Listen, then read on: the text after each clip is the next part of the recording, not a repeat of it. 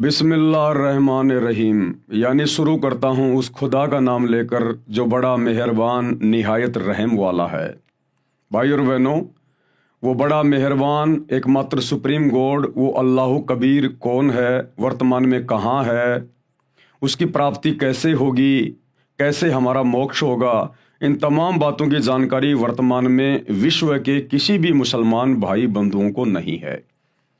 ये जानकारी भी हमने ही देनी पड़ेगी क्योंकि हम वर्तमान में उस एकमात्र बड़े मेहरबान निहायत रहम दिल अल्लाह की शरण में हैं। और वो अल्लाह आज धरती पर मनुष्य रूप में, दरवेश रूप में, संत रूप में आया हुआ है। तो चलिए शुरू करते हैं उसी अल्लाह के नाम से। परम पिता परमात्मा, सारी सृष्टि के रचनहार, कुल मालिक, असंख्य ब्रह्मांडों के स्वामी, जगत गुरु, तीनों लोकों में प्रवेश करके सबका भरण पोषण करने वाले, राजाधिराज, आत्माधार, नाथों के नाथ, देवों के देव महादेव, सर्वेश्वर, महेश्वर, मृत्युंजय, अजरो अमर, आदि अनादि, सनातनी प्रभु, जगत पिता जगदीश्वर, श्री श्री 1008 की उपाधि के वास्तविक अधिकारी, अकाल मूर्त, सौद स्वरूपी राम, वासुदेव, सर्वगतम ब्रह्म, परम पूज्य, प्रथम पूज्य, परम संत, परम पुरुष, परम धनी, परम दयालु, सत्य कबीर, हक्का कबीर, अल्लाह कबीर, बाखबर अल्लाह ताला, जगत के तारणहार, जगत के मुक्तिदाता, जगत के जगन्नाथ, हारे के सहारे, हिंदुओं के राम, मुसलमानों के अल्लाह, सिखों के वाहिगुरु, ईसाइयों के मसीह, दया के सागर दया निधि, करुणा के सागर करुणा निधि, स्वयं भू परिभू, संकट मोचन, कष्ट हरण, मंगल करण, दुख भंजन, अविगत कबीर,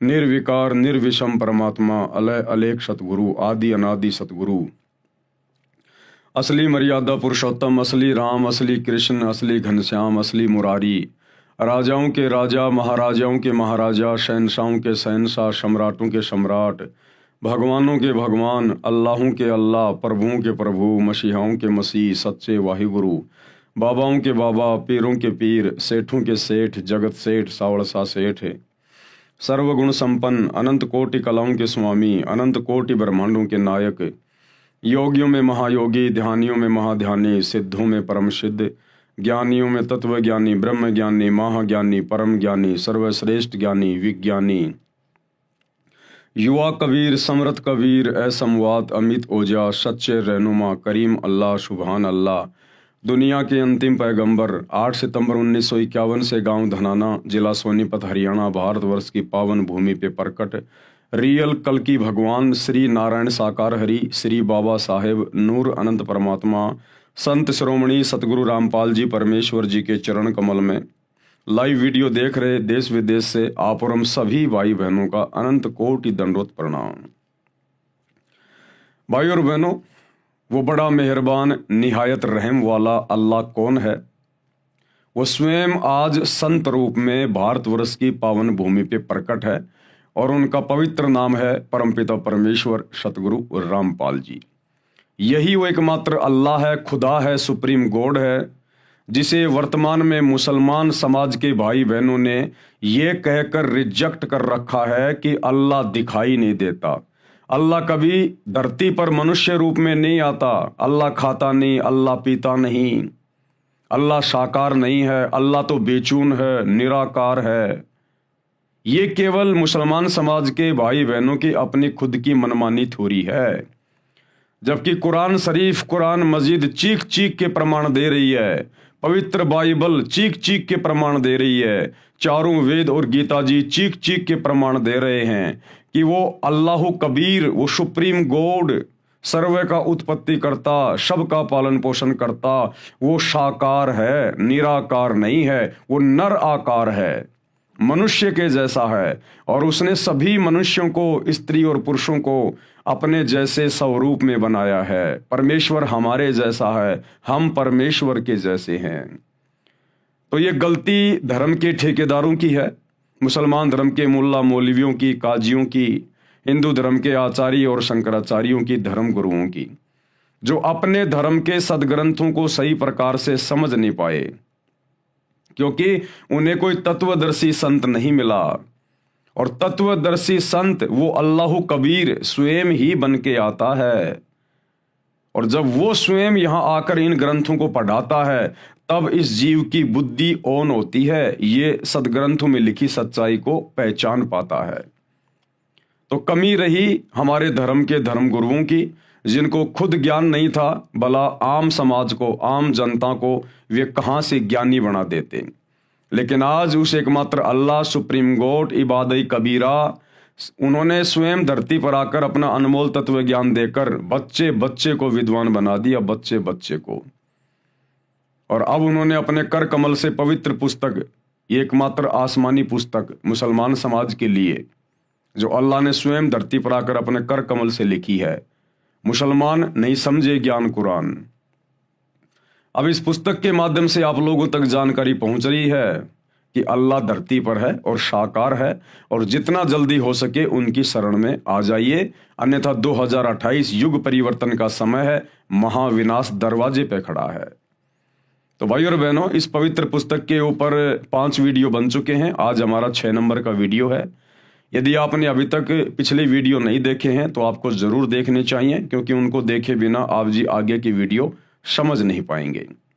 तो पिछले वीडियो में गुरुदेव भगवान ने जिक्र किया कि किस प्रकार से सभी धर्मों की पवित्र पुस्तकों में मांस खाने का, उस एकमात्र इबादत कबीरा, कबीर परमेश्वर की तरफ से कोई आदेश नहीं है किसी को भी। और यदि मांस खाने का आदेश यदि बाद में इन पुस्तकों में लिखा गया है, चाहे वो मुसलमानों की हो चाहे हिंदुओं की हो, तो इस शैतान के द्वारा, इस डुप्लीकेट अल्लाह के द्वारा, इस काल के द्वारा ये आदेश दिए गए हैं फरिश्तों के माध्यम से। और शैतान के द्वारा जो आदेश दिए गए हैं, उन आदेशों को हमने बिल्कुल भी स्वीकार नहीं करना है। जबकि परमपिता परमेश्वर ने, जिन्होंने सारी सृष्टि की उत्पत्ति की, जो ओरिजिनल अल्लाह है, सुप्रीम गॉड है, जिनके विषय में सूरत फुरकानी 25 आयत नंबर 52 से 59 में कुरान मजीद में लिखा हुआ है कि उस परमेश्वर ने 6 दिन में आसमान और जमीन के दरमियान जो भी कुछ था उसको बनाया, और 7वें दिन अपने तख्त पर बैठकर विश्राम किया। तो उस परमेश्वर ने, अल्लाह कबीर ने 6 दिनों में किसी भी आत्मा को मांस खाने का या जीव हत्या करने का कोई आदेश नहीं दिया। उस परमेश्वर के सतलोक में सिंहासन पर जाकर बैठने के बाद इस शैतान ने फिर आगे जो आदेश दिया है, उस आदेश को हमने फॉलो नहीं करना है। और आज गुरुदेव हमें बता रहे हैं कि किसी भी धर्म के किसी भी महापुरुष ने, जो कि धर्म के अगुवा रहे हैं, उन्होंने मांस भक्षण नहीं किया। तो मुसलमान धर्म के जो अंतिम पैगंबर माने जाते हैं हजरत मोहम्मद जी, उन्होंने अपने जीवन में कभी मांस को छुआ भी नहीं, खाना तो बहुत दूर की बात है। फिर आज वर्तमान का मुसलमान समाज कैसे कह सकता है कि हम हजरत मोहम्मद जी के फॉलोवर हैं, हम हजरत मोहम्मद जी के नियम और मर्यादाओं में चल रहे हैं, हम उनकी शिक्षाओं में चल रहे हैं। एक भी मुसलमान हजरत मोहम्मद की शिक्षाओं में वर्तमान में नहीं चल रहा है। तो गुरुदेव आज बता रहे हैं नबी हजरत मोहम्मद के विषय में, वो मांस खाया करते थे या नहीं खाया करते थे। ये पवित्र पुस्तक है मुसलमान नहीं समझे ज्ञान कुरान, और इसका पेज नंबर 18+ पार्ट नंबर 6। हजरत मोहम्मद जी मांस नहीं खाते थे। संत गरीबदास महाराज गांव छुडानी जिला झज्जर हरियाणा वाले ने अपनी अमृतवाणी में भी स्पष्ट किया है कि हजरत मोहम्मद जी तथा 1,80,000 जो आदम जी से मोहम्मद जी तक नबी हुए हैं, तथा मोहम्मद जी के उस समय अनुयायी मुसलमान थे, उन्होंने मांस नहीं खाया तथा गाय को बिस्मिल यानी हत्या नहीं किया। नबी हजरत मोहम्मद जी ने अपने जीवन काल में वो 63 वर्ष तक रहे, उसके बाद बीमारी से उनकी मृत्यु हुई। उन्होंने कभी भी अपने जीवन में मांस भक्षण नहीं किया, और ना ही हजरत आदम से लेकर हजरत मोहम्मद जी तक जो 1,80,000 पैगंबर हुए, नबी हुए, उन्होंने कभी किसी को मांस खाने का आदेश नहीं दिया, ना उन आत्माओं ने कभी मांस भक्षण किया। और ना ही हजरत मोहम्मद जी के बाद जो उनके फॉलोवर हुए, ना उन्होंने कभी मांस मिट्टी को हाथ लगाया ना छुआ।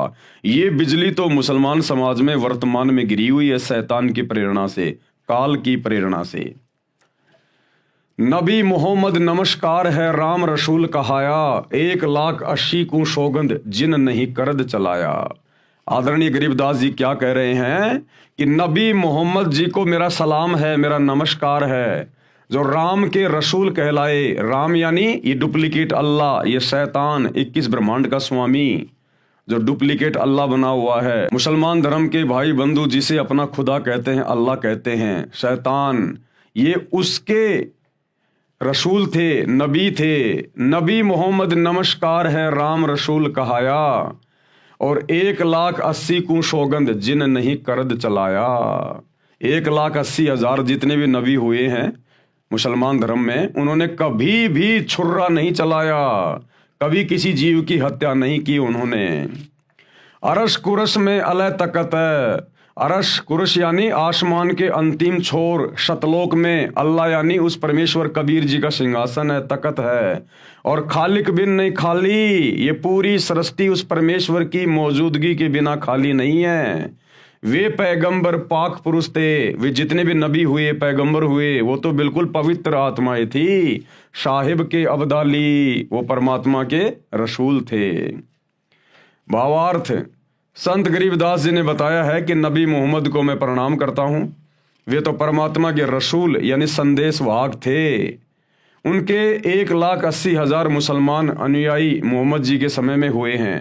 1,80,000 नबी भी बाबा आदम से हजरत मोहम्मद जी तक हुए हैं। मैं गरीबदास जी कसम खाता हूँ कि उन्होंने 1,80,000 नबियों तथा अनुयायियों ने तथा हजरत मोहम्मद जी ने ज्ञान होने के बाद कभी किसी जीव पर करद यानी छुर्रा नहीं चलाया, अर्थात कभी भी जीव हिंसा नहीं की और मांस नहीं खाया। परमात्मा आसमान के अंतिम छोर यानी सभी ब्रह्मांडों के ऊपर के स्थान पर विराजमान है, शतलोक में, परंतु उसकी नजरों से कोई भी जीव छिपा हुआ नहीं है।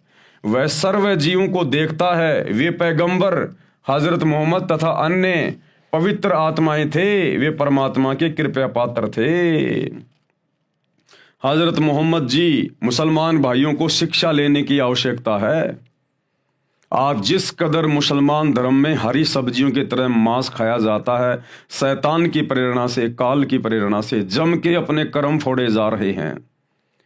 हजरत मोहम्मद जी को आप अपना नबी मानते हैं, रसूल मानते हैं, आपने उनसे शिक्षा लेनी चाहिए। जब हजरत मोहम्मद जी को नबूवत मिली, जब वे पैगंबर मिले, अल्लाह के संदेश वाहक कहलाए, उसके बाद उन्होंने कभी जिंदगी में मांस नहीं खाया, छुआ भी नहीं उन्होंने कभी। उनको पता था कि मांस खाने वाला सीधा नरक में जाता है, अल्लाह का दोषी बनता है। लेकिन भाई और बहनों, सत भक्ति हजरत मोहम्मद जी को प्राप्त नहीं हो पाई। उनको परमात्मा कबीर जी, अल्लाह कबीर जरूर मिले थे जिंदा बाबा के रूप में, लेकिन हजरत मोहम्मद जी ने उनकी भक्ति को सही प्रकार से नहीं निभाया। और ये शैतान, ये डुप्लीकेट अल्लाह, उसने नबी मोहम्मद के ऊपर जो कुरान शरीफ की आयतें नाजिल की या करवाई फरिश्तों के माध्यम से, केवल उसी की साधना में, डुप्लीकेट साधना में लगा रहा, डुप्लीकेट अल्लाह की डुप्लीकेट साधना में लगा रहा, जिस कारण से वो आत्मा जन्नत में नहीं जा पाई, वो आत्मा मोक्ष प्राप्त नहीं कर पाई।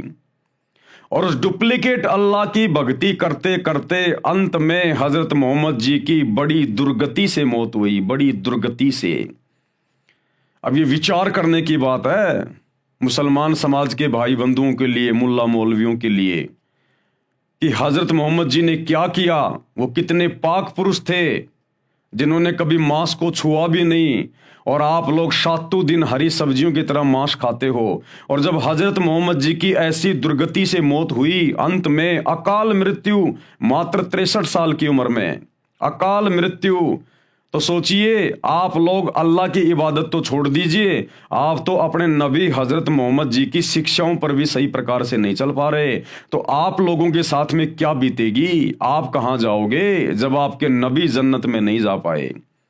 एक छोटी सी झलक आप लोगों को दिखा देते हैं आप ही की धर्म की पुस्तक से, कि अंत समय में हजरत मोहम्मद जी के साथ में क्या हुआ था, ताकि आप लोगों को विश्वास हो जाए और आप भी हो सकता है ये कुकर्म करने से बचें। तो भाई और बहनों, ये पुस्तक है हजरत मोहम्मद सल्लल्लाहु अलैहि वसल्लम, मोहम्मद इनायतुल्लाह शुबानी, अनुवाद नसीम गाजी फलाही। ये ना मैंने लिखी है, ना मेरे गुरुदेव भगवान ने लिखी है, ये आप मुसलमान धर्म के भाई बहनों के द्वारा लिखी गई है। ये इनके टेलीफोन नंबर हैं। Madina Islamic book depot centre 273 Ramganj बाजार जयपुर, ये उनके मोबाइल नंबर हैं। मालिक अब्दुल मुजीब है, ये वहाँ से लाई गई है। मरकजी मकतबा इस्लामी पब्लिशर्स नई दिल्ली, ये पिन कोड नंबर हैं। कहाँ से छपी है, ये कॉपीराइट वगैरह सब कुछ देख सकते हैं। ये आपको इसलिए दिखाया जा रहा है ताकि आप लोगों को विश्वास हो कि वास्तव में हमारे धर्म की पुस्तकों में क्या लिखा है और हम लोग क्या साधना कर रहे हैं। तो ये हजरत मोहम्मद जी की जीवनी है और पेज नंबर 326 से आप इसको पढ़ सकते हैं। पेज नंबर 326 से। तकलीफ बहुत बढ़ गई, यानी अंत समय में हजरत मोहम्मद जी को इतनी ज्यादा तकलीफ हो गई, उनसे खड़ा भी नहीं हुआ जाता था। मात्र 63 साल की उम्र में, मात्र 63 साल की उम्र में उनकी अकाल मृत्यु हुई। अब सोचो भाई और बहनों, आप लोगों के साथ में क्या बीतेगी। अंत में ऐसी दुर्गति आपके नबी की हुई, उस डुप्लीकेट अल्लाह, उस शैतान की इबादत करने से, शैतान की इबादत करने के कारण, शत भक्ति को ठुकराने के कारण, जो ओरिजिनल अल्लाह उनको मिले थे, कबीर परमात्मा जिंदा बाबा के रूप में काबा में जब हजरत मोहम्मद जी हज करने गए थे, उनको वहां ओरिजिनल अल्लाह मिला था, जिंदा बाबा। जो तुम मुसलमान समाज के भाई कहते हो अल्लाह दिखाई नहीं देता, अल्लाह बोलता नहीं, अल्लाह चलता नहीं, वो अल्लाह उन्हें मिला था और अपने लोक में लेके गया था, सचखंड में लेके गया था। लेकिन हजरत मोहम्मद जी ने अस्वीकार कर दिया, क्योंकि यहां उनके बहुत ज्यादा फॉलोवर हो गए थे, उनके अंदर मान बढ़ाई छा गई थी, अहंकार आ गया था। तो परमेश्वर ने उनको वापस छोड़ दिया और उनको एक कलमा दे दिया, अल्लाहु कबीर, अल्लाहु कबीर, कि ऐ हजरत मोहम्मद, अगर कभी कोई आपत्ति आए तो तू ये कलमा पढ़ना, मैं तेरी मदद के लिए आऊंगा। उसके बाद पूरी जिंदगी हजरत मोहम्मद जी ने वही शैतान वाली इबादत की, वही शैतान वाली। और उस इबादत को करने के चलते अंत में हजरत मोहम्मद जी के साथ में क्या हुआ, कैसी दुर्गति से उनकी मौत हुई, ये वर्तमान के मुसलमानों के लिए जो हरी सब्जी की तरह मांस खाते हैं, मंदिरों में जाते हैं, मज़ारों पे सिजदा करते हैं, बहुदेववादी हो गए हैं, ये उनके लिए शिक्षा है कि तुम्हारे नबी के साथ में ऐसा हुआ और तुम तो वो भक्ति भी नहीं कर रहे जो तुम्हारे नबी ने की थी, तो आप लोगों के साथ में क्या बीतेगा। तकलीफ बहुत बढ़ गई, बुखार इतना तेज हुआ कि पूरा शरीर जलने लगा। चहेती बेटी फातिमा रोज बाप की खिदमत में यानी सेवा में हाजिर होती। आप उन्हें देखकर शने से खड़े हो जाते, उन्हें चूमते और अपने पास बिठा लेते। आज बला की बेचैनी थी, उस दिन हजरत मोहम्मद को जबरदस्त बेचैनी थी, बड़ी पीड़ा हो रही थी, कमजोरी भी बहुत ज्यादा थी। हजरत फातिमा आई तो आप उठकर प्यार ना कर सके, अपनी बेटी को भी प्यार ना कर सके, इतने ज्यादा बीमार हो गए थे, उठने की हिम्मत भी नहीं थी, कमजोरी बहुत ज्यादा थी। हजरत फातिमा आई तो आप उठकर प्यार ना कर सके। वे पास आई, स्वयं उन्होंने आपको चूमा और पहलू में बैठ गई। बुखार इतना तेज था कि बार बार आप सलल बेहोश हो जाते। देख लो भाई और बहनों, शैतान की इबादत का नतीजा हजरत मोहम्मद के साथ में ये बीता, आप लोगों के साथ क्या होगा। पास ही एक बर्तन में ठंडा पानी था, आप उसमें हाथ डालते और चेहरे पर मलते, बेचैनी बहुत थी। ठीक उसी वक्त आपके होठ हिले और कानों में ये शब्द सुने, यहूदियों और ईसाइयों पर अल्लाह की लानत हो कि वे अपने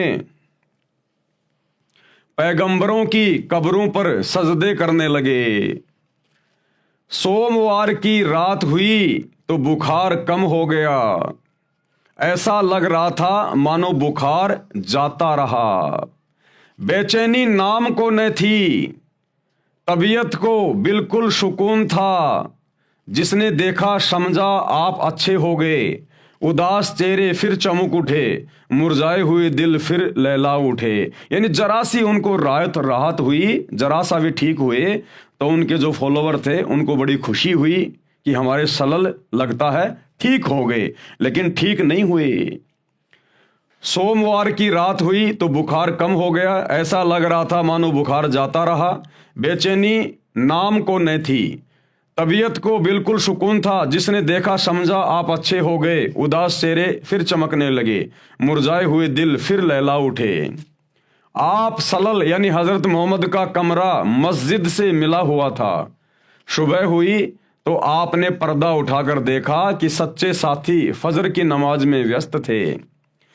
देखकर आप मुस्कुरा दिए कि अल्लाह की जमीन पर आखिर वह गिरोह पैदा हो गया जो आपकी शिक्षाओं का नमूना बनकर अल्लाह की याद में लगा हुआ है। कुछ आहट हुई तो साथी समझे कि आप बाहर आना चाहते हैं। वे खुशी से बेताब हो गए और करीब था कि वे नमाज छोड़ दें, नमाज तोड़ दें। हजरत अबू बकर इमाम थे, उन्होंने चाहा कि पीछे हट जाएं, लेकिन आप सल्लल्लाहु ने इशारे से मना कर दिया। फिर कमरे के अंदर होकर पर्दा गिरा दिया। कमजोरी इतनी ज्यादा थी कि पर्दा भी अच्छी तरह न गिरा सके। पैरों पर खड़े होना भी कठिन था। ये हजरत मोहम्मद की मात्र 63 साल की उम्र में उनकी क्या हालत हो गई थी शैतान की भक्ति करने के कारण। अरे परमात्मा तो बुढ़ापे में भी अपने भगत को बिल्कुल चंगा रखेगा, चंगा। परमात्मा अपने भगत को इस प्रकार की बीमारियों से नहीं गुजरने देता। वो अल्लाह कबीर इबादत कबीरा, अन्यथा उसकी इबादत की आवश्यकता क्या है। ये 63 साल की उम्र में और 1400 साल पहले जिस समय आदमी 150 साल जिया करते थे, 63 साल की उम्र में हजरत मोहम्मद के घुटने टूट गए। इतनी कमजोरी, ऐसी तबीयत खराब हुई। उस डुप्लीकेट अल्लाह ने कोई सहारा नहीं दिया, कोई साथ नहीं दिया। अरे आज तुम्हारा सलमान खान भी 60 साल का हो गया और हट्टा कट्टा लग रहा है, हट्टा कट्टा। और 63 साल की उम्र में हजरत मोहम्मद की ये दुर्गति शैतान की इबादत के कारण है, शैतान की इबादत के कारण है। पर्दा भी अच्छी तरह ना गिरा सके, पैरों पर खड़े होना भी कठिन था। लेकिन साथियों को खुश देखकर आप भी बेहद खुश थे। कमजोरी हर सन बढ़ती जा रही थी, मौत धीरे धीरे सरकती आ रही थी। आपने बर्तन में ठंडा पानी मांगा, तुरंत पानी पेश कर दिया गया। आप बार बार उसमें हाथ डालते और चेहरे पर मलते। चादर कभी मुख पर डाल लेते, कभी हटा लेते। उस समय निरंतर आपके मुख से ये शब्द निकल रहे थे, क्या? ए अल्लाह, नजा यानी जाल निकलने के समय की परेशानियों को झेलना मेरे लिए आसान कर दे। आंख फाड़ के देख लो मुसलमान धर्म के भाइयों और बहनों, नबी हजरत मोहम्मद अपने अल्लाह से ये दुआ कर रहे थे, पुकार कर रहे थे कि ए अल्लाह, अरे कम से कम मेरा शरीर, मेरी मौत मेरे नजदीक है, कम से कम अब तो मेरी परेशानी को कम कर दे। यानी मेरे प्राण निकलते समय तो कम से कम मुझे थोड़ी बहुत राहत दे दे। वो इतने दुखी हो रहे थे, इतने बेचैन हो रहे थे, उनको ढंग की मौत भी नसीब नहीं हुई। आपके नबी को मौत भी आरामदायक नसीब नहीं हुई। यह है शैतान की भक्ति का प्रतिफल जो हजरत मोहम्मद जी ने की, ये उसका प्रतिफल है। और परिणाम भोगा उन्होंने उस सच्चे इबादत कबीरा, कबीर परमेश्वर की भक्ति को ठुकराने का।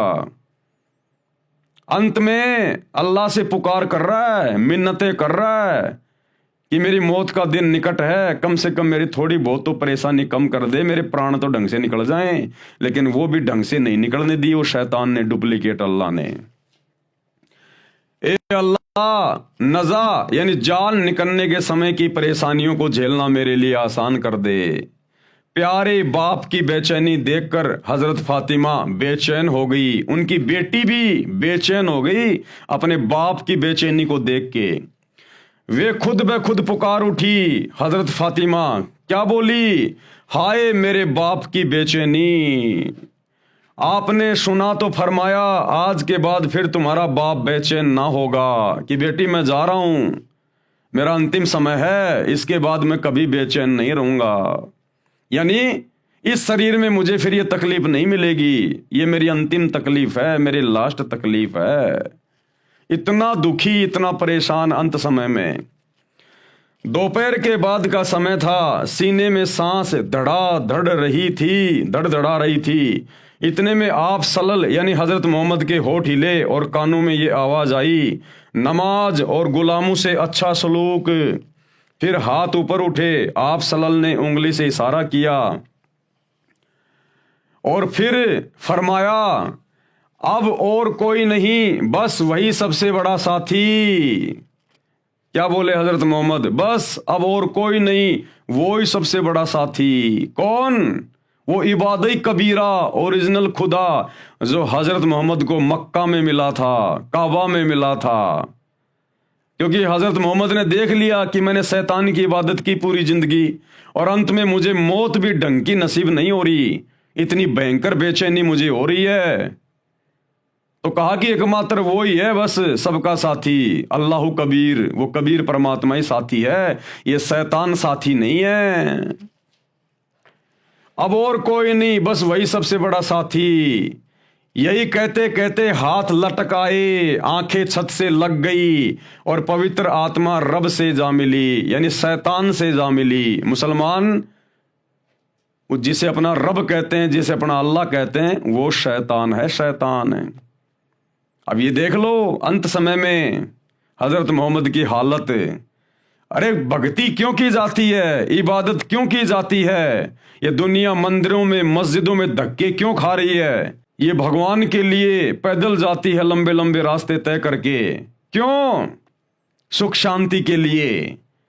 जब तक जिए तब तक घर परिवार में सुख शांति रहे, कारोबार ठीक ठाक चले, बाल बच्चे सलामत रहे, शरीर सलामत रहे, और अंत में ये शरीर आसानी से छूट जाए। इसीलिए तो दुनिया भक्ति करती है। और देख लो हजरत मोहम्मद जी की अंत समय में क्या हालत हुई। तो वर्तमान के मुसलमानों को एक शिक्षा है कि तुम लोग तो वो साधना भी नहीं कर रहे जो हजरत मोहम्मद ने की थी। उस पवित्र आत्मा ने कभी जिंदगी में मांस को छुआ नहीं, कभी ब्याज लिया नहीं, कभी झूठ बोला नहीं। और आप मुसलमान क्या कर रहे हो वर्तमान में? उनकी एक भी शिक्षा पर नहीं हो, तो सोचो तुम्हारे साथ में क्या होगा, यहां भी और शरीर छोड़कर जाने के बाद भी। सोमवार का दिन था, रबीउल अव्वल की 12 तारीख थी, हिजरत का 11वां साल था। जानी सारों की नजर में दुनिया अंधेरी हो गई और दिल की बस्ती में सन्नाटा छा गया। निसंदेह हम अल्लाह ही के हैं और बेशक उसी की ओर लौटने वाले हैं। ए अल्लाह, सलामती हो प्यारे नबी पर। अरे जब खुद हजरत मोहम्मद की दुआ उस डुप्लीकेट अल्लाह ने स्वीकार नहीं करी, खुद हजरत मोहम्मद जी प्रार्थना करते करते मर गए कि ए अल्लाह, कम से कम मरते मरते तो कम से कम मुझे थोड़ी बहुत राहत दे दे, बड़ी बेचैनी हो रही है। जब उस डुप्लीकेट अल्लाह ने, शैतान ने हजरत मोहम्मद की खुद की प्रार्थना स्वीकार नहीं करी और दुर्गति से ही मौत हुई, तो भला उनके फॉलोअर के द्वारा, उनके अनुयायियों के द्वारा जो सलामती की दुआ की जा रही थी, वो कैसे स्वीकार होगी? हे अल्लाह, सलामती हो प्यारे नबी पर। नबी बेचारा तड़प तड़प के मरा, नबी की तो उसने सुनी नहीं, तुम्हारी कहां से सुन लेगा? उनकी संतान पर और उनके सब साथियों पर। इंतकाल के समय आप सल्लल्लाहु की उम्र 63 साल थी, मात्र 63 साल। अकाल मृत्यु हुई, अकाल मृत्यु। जबकि भक्ति करने वालों की, सच्चे खुदा की सच्ची इबादत करने वालों की, आजीवन मर्यादा में रहने वालों की कभी भी अकाल मृत्यु नहीं होती है। अंत समय में भगत की मौत ऐसे होती है जैसे पका हुआ आम का फल जरा सी हवा लगते पेड़ से नीचे गिर जाता है। तो अंत समय में भगतों की ऐसे मृत्यु होती है। दुनिया वालों की तरह हॉस्पिटल में तड़प तड़प के, एक्सीडेंट में इस प्रकार से मृत्यु नहीं होती, अन्यथा भक्ति की क्या आवश्यकता। लेकिन ये दुनिया जानती तो नहीं कि भक्ति क्या है, भगवान क्या है। अगर जानना है तो सतगुरु रामपाल जी के यूट्यूब पर सत्संग सुनना शुरू कर दो, जल्द से जल्द उनकी शरण में आ जाओ, वरना 2028 युग परिवर्तन का समय है। ये शैतान, ये काल जिसने नबी को नहीं बख्शा, ये वर्तमान के लोगों को कहां बख्शेगा जिनका कोई दीन धर्म नहीं है। अभी 2-3 दिन पहले थाईलैंड में, म्यांमार में भूकंप आया 7.7 रिएक्टर का, सैकड़ों बिल्डिंगें धराशायी हो गई, हजारों लोग अकाल मौत मर गए। आने वाले समय में 15-15 स्केल रिएक्टर के भूकंप आएंगे, 15-15। तब कहां जाओगे, किसको पुकारोगे? अरे थाईलैंड के मुसलमान क्या अल्लाह की भक्ति नहीं करते, क्या इबादत नहीं करते? ये शैतान किसी को नहीं बख्शता। जब नबियों को नहीं बख्शा तो औरों की क्या औकात है? इसलिए भाई और बहनों, ये आपकी आंखों के सामने है, ये प्रमाण आपको दिखा दिया गया है। मानो तो ठीक और ना मानो तो ठीक, भाई हमारा जो कर्म है वो हम कर रहे हैं। तो हजरत मोहम्मद जी ने कभी मांस को छुआ भी नहीं, और वर्तमान के मुसलमान आज 7 दिन मांस खाते हैं, तो भाई क्या होगा आप लोगों के साथ में? संत जंभेश्वर महाराज जी के विचार, यानी हजरत मोहम्मद जी को लेकर संत जंभेश्वर जी महाराज एक राजस्थान में संत हुए हैं, वो क्या कुछ कह रहे हैं। इसी बात की गवाही संत जंभेश्वर जी महाराज विष्णोई धर्म के प्रवर्तक ने दी है शब्द संख्या 12 में। महमद महमद न कर काजी, महमद का तो विषम विचारूं। महमद हाथ करद ना होती, लोहे घड़ी नसारू। महमद साथ पयंबर सीधा, 1,80,000। और महमद मर्द हलाली होता, तुम ही भये मुर्दाऊ। भावार्थ किया गुरुदेव ने। संत जंभेश्वर जी ने बताया है कि हे काजी, आप उस पवित्र आत्मा मोहम्मद जी का नाम लेकर जो गाय या अन्य जीवों को मारते हो, उस महापुरुष को बदनाम कर रहे हो। हजरत मोहम्मद जी के विचार बहुत नेक थे, आप उनके बताए मार्ग से भटक गए हैं। मोहम्मद जी के हाथ में करद यानी जीव काटने का छुर्रा नहीं था, जो लोहे के आयरन पर घण से कूट कर तैयार होता है। हजरत मोहम्मद के साथ 1,80,000 पवित्र आत्माएं मुसलमान अनुयायी थे। वे तथा हजरत आदम से हजरत मोहम्मद तक नबी हुए हैं। वे सीधे साधे थे तथा नेक पैगंबर थे। हजरत मोहम्मद तो सूरवीर हलाल की कमाई करके खाने वाले थे। तुम ही मुर्दारू अर्थात जीव हिंसा करने वाले हो। आप उस महापुरुष के अनुसार अपना जीवन निष्पाप बनाओ, जीव हिंसा मत करो। संत जंभेश्वर को परमात्मा जिंदा महात्मा के रूप में समराथल में मिले थे। कबीर परमात्मा अल्लाह कबीर संत जंभेश्वर जी को भी मिले थे जिंदा बाबा के रूप में। जैसा कि वेदों में प्रमाण है कि परमात्मा सतलोक में रहता है, वहां से गति करके पृथ्वी पर प्रकट होता है, अच्छी आत्माओं को मिलता है, उनको आध्यात्मिक यथार्थ ज्ञान देता है, कवियों की तरह आचरण करता हुआ पृथ्वी पर विचरता है। जिस कारण से प्रसिद्ध कवियों में भी एक कवि होता है, वह कवि की उपाधि प्राप्त करता है। परमात्मा गुप्त भक्ति के मंत्रों को उद्घृत करता है यानी आविष्कार करता है, जो वेदों व कतेबों आदि आदि पोथियों में नहीं होता। कृपया इन मंत्रों का अनुवाद देखें फोटो कॉपी में इसी पुस्तक के पेज नंबर 140 पर। यह प्रमाण है ऋग्वेद मंडल 9 सूक्त 20 मंत्र 1, ऋग्वेद मंडल 9 सूक्त 86 मंत्र 26 और 27, ऋग्वेद मंडल 9 सूक्त 82 मंत्र 1 और 2, ऋग्वेद मंडल 9 सूक्त 54 मंत्र 3, ऋग्वेद मंडल 9 सूक्त 94 मंत्र 1, ऋग्वेद मंडल 9 सूक्त 95 मंत्र 2, ऋग्वेद मंडल 9 सूक्त 96 मंत्र 17 से 20। जैसा कि पूर्व में लिख दिया है कि हजरत मोहम्मद जी तथा अन्य कई महात्माओं को परमात्मा जिंदा महात्मा के रूप में मिला था, उसी प्रकार महात्मा जंभेश्वर जी महाराज को समराथल में जिंदा संत के रूप में परमात्मा मिले थे। कबीर जी। प्रमाण श्री जंभेश्वर जी की वाणी संख्या 50 का कुछ अंश। दिल दिल आप खुदाए बंद जाग्यो, शब दिल जाग्यो सोई। जो जिंदो हज काबे जाग्यो, थल सिर जाग्यो सोई। नाम विष्णु के मुश्किल गाल रे, ते काफिर शैतानी। हिंदू होय का तीर्थ नहावे, पिंड भरावे, ते पण रहा इवाणी। तुर्क होए हज काबो धोके, भूल्या मुसलमानी। के पुरुष अवर जागेला, थल जाग्यो निजवाणी। गुरुदेव ने क्या अर्थ किया है? श्री जंभेश्वर महाराज जी ने बताया है कि जो परमात्मा जिंदा महात्मा के रूप में हजरत मोहम्मद जी को काबा यानी मक्का में उस समय मिला था, जिस समय मोहम्मद जी हज के लिए मक्का में बनी मस्जिद काबा में गए थे और उनको जगाया था कि मंदिर मस्जिद आदि तीर्थ स्थानों पर चक्कर लगाने से परमात्मा नहीं मिलता।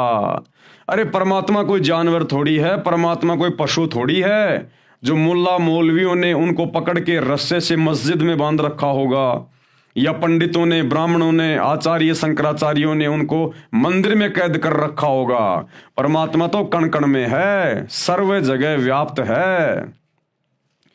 परमात्मा प्राप्ति के लिए मंत्र जाप की आवश्यकता है, और वे मंत्र वर्तमान में पूरे विश्व में जो सूर अशूरा 42 आयत नंबर 1 और 2 में ऐन सीन काफ, ये जो 3 मंत्र लिखे हुए हैं, और गीता अध्याय 17 श्लोक 23 में ओम तत् सत, ये 3 मंत्र लिखे हुए हैं। इन तीनों मंत्रों के वास्तविक मंत्र क्या हैं? ये तो केवल कोड वर्ड में है, ऐन सीन काफ ओम तत् सत, लेकिन इनके पीछे वास्तविक मंत्र क्या हैं? वो मंत्र मुक्ति के मंत्र, मोक्ष के मंत्र वर्तमान में पूरे विश्व में केवल इस एकमात्र सुप्रीम गॉड अल्लाह कबीर सतगुरु रामपाल जी के पास में उपलब्ध हैं। श्री जम्भेश्वर जी महाराज ने फिर बताया है कि वही परमात्मा थलसिर यानी समराथल स्थान राजस्थान प्रांत में आया और मुझे जगाया। ना जाने कितने व्यक्ति और जागेंगे। जैसे मेरा समराथल प्रसिद्ध है, ये मेरी निज वाणी यानी विशेष वचन है। मैंने अपनी अनुभव की खास निज यथार्थवाणी बोलकर समराथल के व्यक्तियों में परमात्मा भक्ति की जागृति लाई है। सत्य से दूर होकर मुसलमान अभी भी काबे में हज करने जाते हैं, वहां धोख लगाते हैं यानी सिजदा करते हैं, पत्थर को सिजदा करते हैं जो व्यर्थ है। इसी प्रकार हिंदू भी तीर्थ पर जाते हैं, भूतों की पूजा करते हैं, पिंड भराते हैं, ये सब व्यर्थ साधना है। कुरान ज्ञान दाता के मांस आहार के विषय में निर्देश। कुरान ज्ञान दाता यानी कुरान का ज्ञान देने वाला। अब कुरान का ज्ञान दिया डुप्लीकेट अल्लाह ने, डुप्लीकेट खुदा ने, इस शैतान ने हजरत मोहम्मद जी को। तो मांस खाने को लेकर इस शैतान ने क्या कुछ फरमान जारी किया है अपनी तरफ से, हम सबके कर्म फुड़वाने के लिए, हमें नरक में ठोकने के लिए, 84 लाख योनियों में गधे कुत्ते शुअर बनाने के लिए, हमें कष्ट देने के लिए इस डुप्लीकेट अल्लाह ने कुरान में कहा, किन किन आयतों में और कैसे कैसे किन किन जानवरों का मांस खाने का आदेश दिया है। ये इसी प्रकार से जीवों को भ्रमित करता है। उस अल्लाह कबीर ने, सुप्रीम गॉड ने कोई मांस खाने का आदेश नहीं दिया, पहले आप जी पढ़ चुके हैं। उसने तो 6 दिन में आसमान और धरती के बीच में जो भी कुछ था उसको बनाया और 7वें दिन तख्त पे जा बैठा। और पवित्र बाइबल में साफ साफ लिखा हुआ है कि उन 6 दिनों में उस अल्लाह ने, सुप्रीम गॉड ने, कबीर जी ने स्त्री और पुरुषों को खाने के लिए क्या आदेश दिया और जानवरों को खाने के लिए क्या आदेश दिया। और उसके तख्त पर जाकर बैठने के बाद इस शैतान ने फिर हमें भ्रमित कर दिया, उल्टे सीधे आदेश देकर, मांस खाने का आदेश देकर। तो जो कुरान का ज्ञान देने वाला है डुप्लीकेट अल्लाह, उसने क्या कुछ लिखा है मांस खाने के विषय में। सूर अल माइदा 5 और आयत नंबर 1, ये डुप्लीकेट अल्लाह, ये शैतान क्या कह रहा है? ऐ लोगो जो ईमान लाए हो यानी मुसलमान बने हो, प्रतिबंधों का पूर्ण रूप से पालन करो यानी मेरी बनाई मर्यादा का पालन करो। और क्या कह रहा फिर ये शैतान, ये कैसे भ्रमित करता फिर देखिएगा। तुम्हारे खाने के लिए चौपाइयों की जाति के सब जानवर हलाल यानी वैध किए हैं।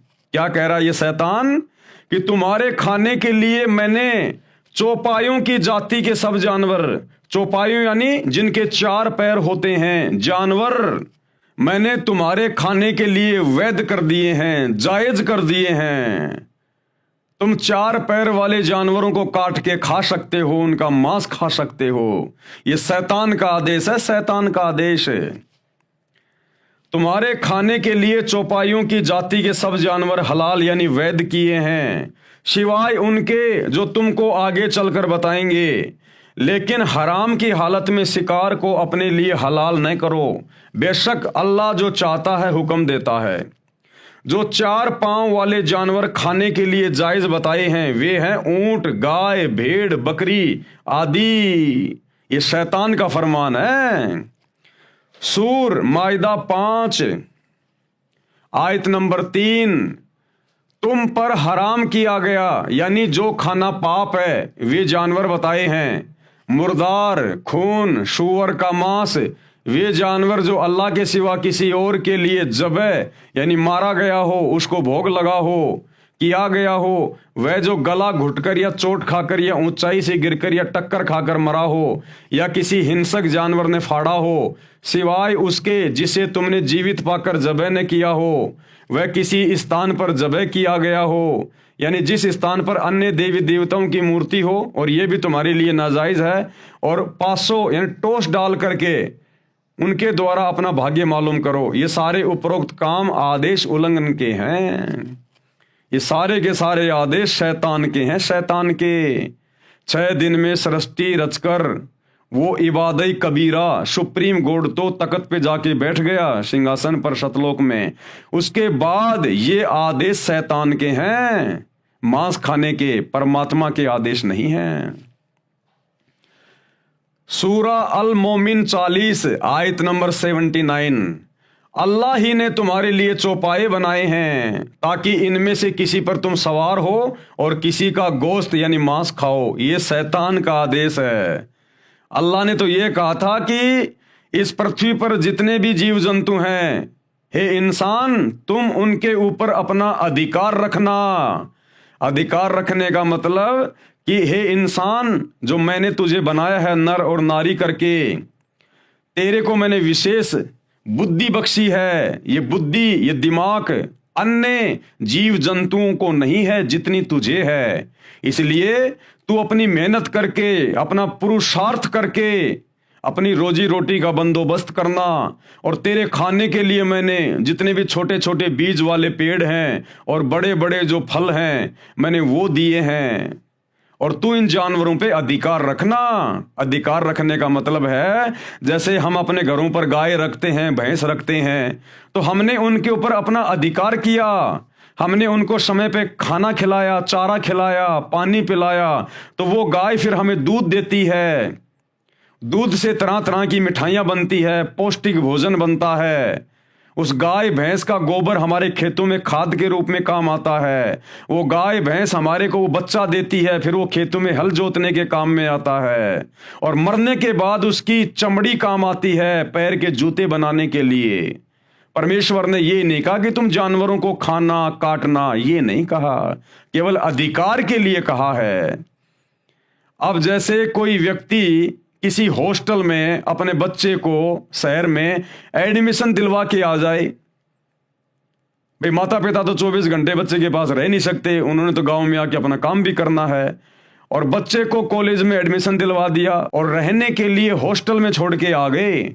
और हॉस्टल का जो वार्डन होता है उसको कह दिया कि हम हमारा बच्चा आपके हवाले कर रहे हैं, आप हमारे बच्चे पे अधिकार रखना।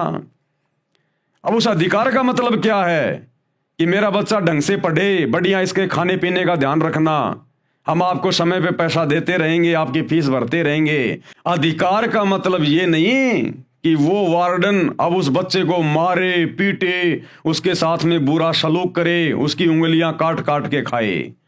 माता पिता ने कहा था कि मेरे बच्चे पर अब आपका अधिकार है, यानी हम तो अपने गांव वापस जा रहे हैं, अब आप इन बच्चों को संभालना, इनकी टेक केयर करना। अधिकार का मतलब ये होता है। तो अल्लाह ने 6 दिन में सृष्टि रची और 7वें दिन तख्त पे जा बैठा और हम इंसानों को आदेश दे दिया कि बाकी जीवों पे अब तुम अधिकार रखना, यानी तुम इनको प्यार प्रेम से रखना, बढ़िया चारा खिलाना, पानी पिलाना, इनकी सेहत का ध्यान रखना।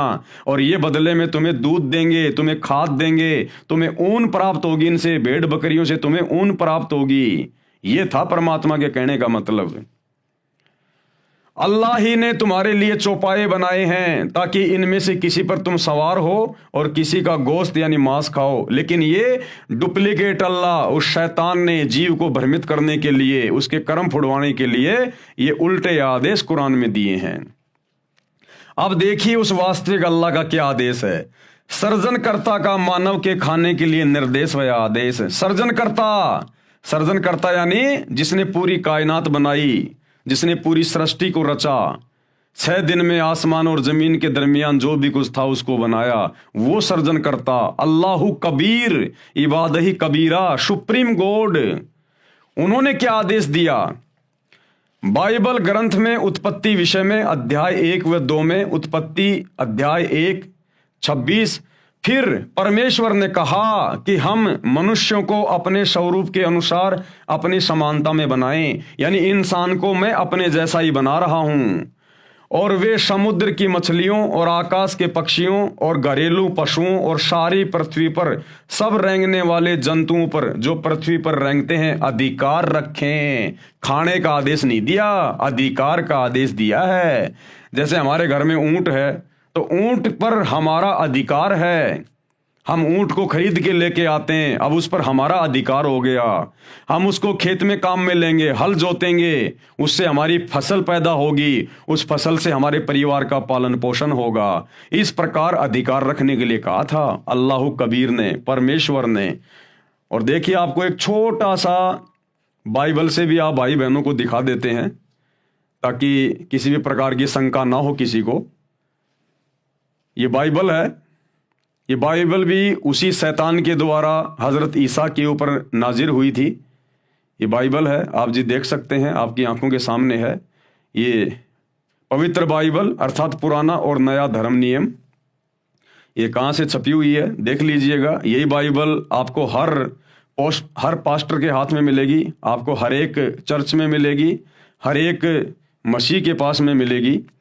और ये इसका उत्पत्ति अध्याय नंबर 1 और ये इसके श्लोक नंबर हैं 26 से 29। ये आपको मैंने पहले दिखा दिया था, ये 26 है। फिर परमेश्वर ने कहा, यानी अल्लाह कबीर ने कहा, जिसने 6 दिन में सृष्टि रची, हम मनुष्य को अपने स्वरूप के अनुसार अपनी समानता में बनाएं, यानी मैं इंसान को अपने जैसा अपनी समानता में बनाऊंगा। तो अल्लाह कैसा हुआ? आप और हमारे जैसा हुआ, जिन्होंने अपने जैसा हमें बनाया। अब आगे चलिए, उन्होंने इंसानों को क्या क्या खाने का आदेश दिया। ये वचन नंबर 29, फिर परमेश्वर ने उनसे कहा, सुनो, जितने बीज वाले छोटे छोटे पेड़ सारी पृथ्वी के ऊपर हैं, जितने बीज वाले छोटे छोटे पेड़, इंसानों को कहा परमेश्वर ने, जब नर और नारी करके उनको उत्पन्न किया, फिर उनको खाने के लिए क्या आदेश दिया कि सुनो, पृथ्वी पर बीज वाले जितने भी छोटे छोटे पेड़ पौधे हैं, यानी जौ, ज्वार, मक्का, बाजरा, गेहूं, ये अन्न बीज वाले छोटे छोटे पेड़ हैं।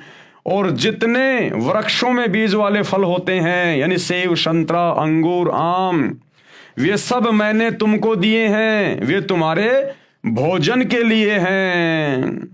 ये खाने का आदेश दिया था उस कबीर अल्लाह ने, ना कि मांस खाने का आदेश दिया था। और जानवरों के लिए भी परमात्मा ने आदेश दिया। और जितने पृथ्वी के पशु और आकाश के पक्षी और पृथ्वी पर रेंगने वाले जंतु हैं, जिनमें जीवन का प्राण है, यानी जिनमें आत्मा है, उन सब के खाने के लिए सब हरे हरे छोटे पेड़ दिए हैं। इन जानवरों के लिए, जीव जंतुओं के लिए, इनको खाने के लिए छोटे छोटे पेड़ पौधे दिए हैं, हरे भरे। ये आदेश है अल्लाह कबीर का। उन्होंने तो जानवरों को भी मांस खाने का आदेश नहीं दिया, लेकिन शैतान की प्रेरणा से, शैतान के प्रभाव से आज इंसान भी जानवर से बदतर हो गया, जानवर से बदतर। इसलिए भाइयों और बहनों, ये आपत्तियां आने वाले समय में 2028 जो युग परिवर्तन का दौर है, ये ऐसे इंसानों को झेलनी पड़ेंगी जो उस परमेश्वर के वचन को तोड़कर और शैतान के वचन को ज्यादा महत्व दे रहे हैं। अधिकार रखने से तात्पर्य है कि मानव अन्य प्राणियों से बुद्धिमान बनाया है, जो सब प्राणियों को काबू कर सके। इनको खाने का निर्देश नहीं है। जैसे सर्कस में शेर भी होते हैं, हाथी भी होते हैं, चीता भी होता है, भालू भी होते हैं। तो सर्कस वाला क्या करता है, उसने उन सब के ऊपर अपना अधिकार कर लिया और अब उनसे खेल दिखा दिखा के वो 2 पैसे कमा रहा है। तो अधिकार का मतलब ये होता है कि तुम उनकी टेक केयर करो और वो तुम्हें फायदा पहुंचाएं, नफा पहुंचाएं। और खाने के लिए परमात्मा ने सबको ये छोटे छोटे बीज वाले पेड़, फल, ये आदेश दिया परमात्मा ने, किसी जीव की हत्या करने का नहीं दिया। उत्पत्ति 1 श्लोक 27, तब परमेश्वर ने मनुष्यों को अपने स्वरूप के अनुसार उत्पन्न किया, नर नारी करके उसने मनुष्य की सृष्टि की। परमेश्वर ने मनुष्यों को आशीष दी और उनसे कहा, फूलो फलो और पृथ्वी के ऊपर भर जाओ। मनुष्यों के भोजन के लिए निर्देश जो अभी आपने बाइबल में देख लिया कि उस अल्लाह कबीर ने, सुप्रीम गॉड ने इंसानों के भोजन के लिए क्या निर्देश दिए। उत्पत्ति अध्याय 1 श्लोक 29, फिर परमेश्वर ने उनसे यानी मनुष्यों से कहा, सुनो, जितने बीज वाले छोटे छोटे पेड़ सारी पृथ्वी के ऊपर हैं, यानी बाजरा, ज्वार, गेहूं, चावल, चना, मक्का, काजू, बादाम, पिस्ता आदि आदि, और जितने वृक्षों में बीज वाले फल होते हैं, आम, अमरूद, जामुन, केले, अंगूर, वे सब मैंने तुमको दिए हैं, वे तुम्हारे भोजन के लिए हैं। अभी आपने बाइबल में देख लिया।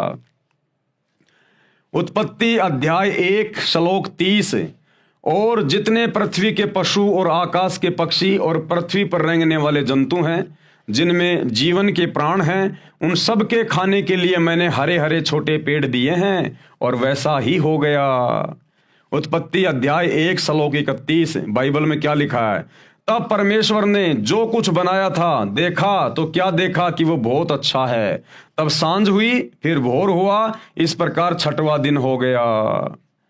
उत्पत्ति अध्याय 2 और आगे ये श्लोक नंबर 2, यों आकाश और पृथ्वी और उसकी सारी सेना का बनाना समाप्त हो गया, और परमेश्वर ने अपना काम जिसे वह करता था 7वें दिन समाप्त किया, और उसने अपने किए हुए सारे काम से 7वें दिन विश्राम किया। यानी वो कबीर परमात्मा अपने सतलोक के सिंहासन पर जा बैठा। उत्पत्ति अध्याय 2 श्लोक 3, और परमेश्वर ने 7वें दिन को आशीष दी तथा पवित्र ठहराया, क्योंकि उसमें उसने सृष्टि की रचना के सारे काम से विश्राम किया। विशेष मानव के भोजन के विषय में यह आदेश उस अल्लाह का, जिसके विषय में कुरान की सूरत फुरकानी 25 आयत नंबर 52 से 59 में वर्णन है कि कबीर अल्लाह ने सर्व सृष्टि की रचना 6 दिन में की, फिर ऊपर आसमान में तख्त यानी सिंहासन पर जा विराजा। उसकी खबर यानी संपूर्ण जानकारी किसी बाखबर यानी तत्वदर्शी संत से पूछो, उससे जानो। अब भैया उसकी जानकारी तो वर्तमान में सतगुरु रामपाल जी परमेश्वर जी के पास में है, बाकी पूरे विश्व में किसी के पास नहीं है। और अब ये जानकारी धीरे धीरे धीरे धीरे पूरी दुनिया को पता चल रही है कि वास्तव में रियल अल्लाह कौन है, रियल गॉड कौन है, और ये डुप्लीकेट शैतान जिसने सबको भ्रमित कर रखा है, जो मुसलमानों का अल्लाह बन के बैठा, हिंदुओं का भगवान बन के बैठा हुआ है। अब ये जानकारी सतगुरु रामपाल जी ने यानी स्वयं उस अल्लाह कबीर ने धरती पर बाखबर के रूप में, तत्वदर्शी संत के रूप में प्रकट होकर अब सबको बता दी है। और अब ये डूंडा फटेगा, डूंडा पूरे विश्व में डंके की चोट पर बच्चे बच्चे को पता चलेगा कि शैतान कौन है, डुप्लीकेट अल्लाह कौन है और सुप्रीम गॉड कौन है। यह कादिर अल्लाह अल्लाह ताला है, सृष्टि का रचनहार है। इसने जो रचना करनी थी 6 दिन में की, तथा जो प्राणियों के खाने का आदेश देना था दिया, और 7वें दिन ऊपर आसमान में अपने निज निवास में तख्त पर जा बैठा, जिसका आदेश मानव यानी नर नारी को मांस खाने का नहीं है। इसके आदेश की अवहेलना करके, अन्य का आदेश पालन करके मांस खाने वाले परमेश्वर का विधान भंग कर रहे हैं। हिंदू हो, मुसलमान हो, सिख हो, ईसाई हो, जो भी लोग मांस खाते हैं, उल्टे कार्य करते हैं, 2 नंबर के काम करते हैं, ये सब के सब शैतान के प्रभाव से कर रहे हैं, डुप्लीकेट अल्लाह के प्रभाव से कर रहे हैं। उस सुप्रीम गॉड अल्लाह कबीर के आदेश की अवहेलना कर रहे हैं, जिस कारण से भयंकर मुसीबतों का सामना करना पड़ेगा, जो दंडित किए जाएंगे। विशेष बाइबल के इस कथन से सिद्ध होता है कि सृष्टि रचना करने वाले ने अपने वचन से अनेकों स्त्री पुरुषों मनुष्यों की उत्पत्ति की थी, तथा अनेकों पशु पक्षियों तथा पृथ्वी व जल के जीव जंतुओं की उत्पत्ति की थी। जैसे कहा है कि बाइबल उत्पत्ति 1 अध्याय 25, छठे दिन इस प्रकार परमेश्वर ने पृथ्वी के जाति जाति के वन पशुओं को और जाति जाति के भूमि पर रेंगने वाले सब जंतुओं को बनाया। उत्पत्ति अध्याय 1 श्लोक 26 और 27। तब परमेश्वर ने मनुष्यों को अपने स्वरूप के अनुसार उत्पन्न किया, यानी खुदा ने हमें अपने जैसा बनाया, यानी भगवान हमारे जैसा है, इंसान जैसा। नर नारी करके मनुष्यों की सृष्टि की, जो बाइबल में आगे वर्णन है। यह परले के बाद का है। फिर भी हमने मांस न खाने वाला प्रकरण समझना है। इससे स्पष्ट है कि पूर्ण ब्रह्म यानी कादिर अल्लाह यानी परमेश्वर का आदेश मानव को मांस खाने का नहीं है। मांस खाने से पाप लगता है, भयंकर दोषी बनता है, दंड का अधिकारी बनता है। आगे पढ़े विस्तृत वर्णन। अल्लाह के तख्त पर जाने के पश्चात काल ब्रह्म ने इसमें पुनः मानव रचना की। अब वो कादिर अल्लाह, कबीर अल्लाह जिसने 6 दिन में सृष्टि रची, वो तो सिंहासन पर सतलोक में जाके बैठ गया। उसके बाद फिर इस शैतान ने, डुप्लीकेट अल्लाह ने, इसने फिर अपने तरीके से इंसानों की और उत्पत्ति की अपने भोजन के लिए। सबसे पहले इसने दुर्गा के साथ में शारीरिक संबंध बना के, क्योंकि दुर्गा इस काल की पत्नी है शैतान की, और इसने दुर्गा के माध्यम से 3 पुत्रों की उत्पत्ति की, ब्रह्मा विष्णु महेश की। ब्रह्मा सबसे बड़ा बेटा है, उससे छोटा विष्णु, उससे छोटा शंकर जी।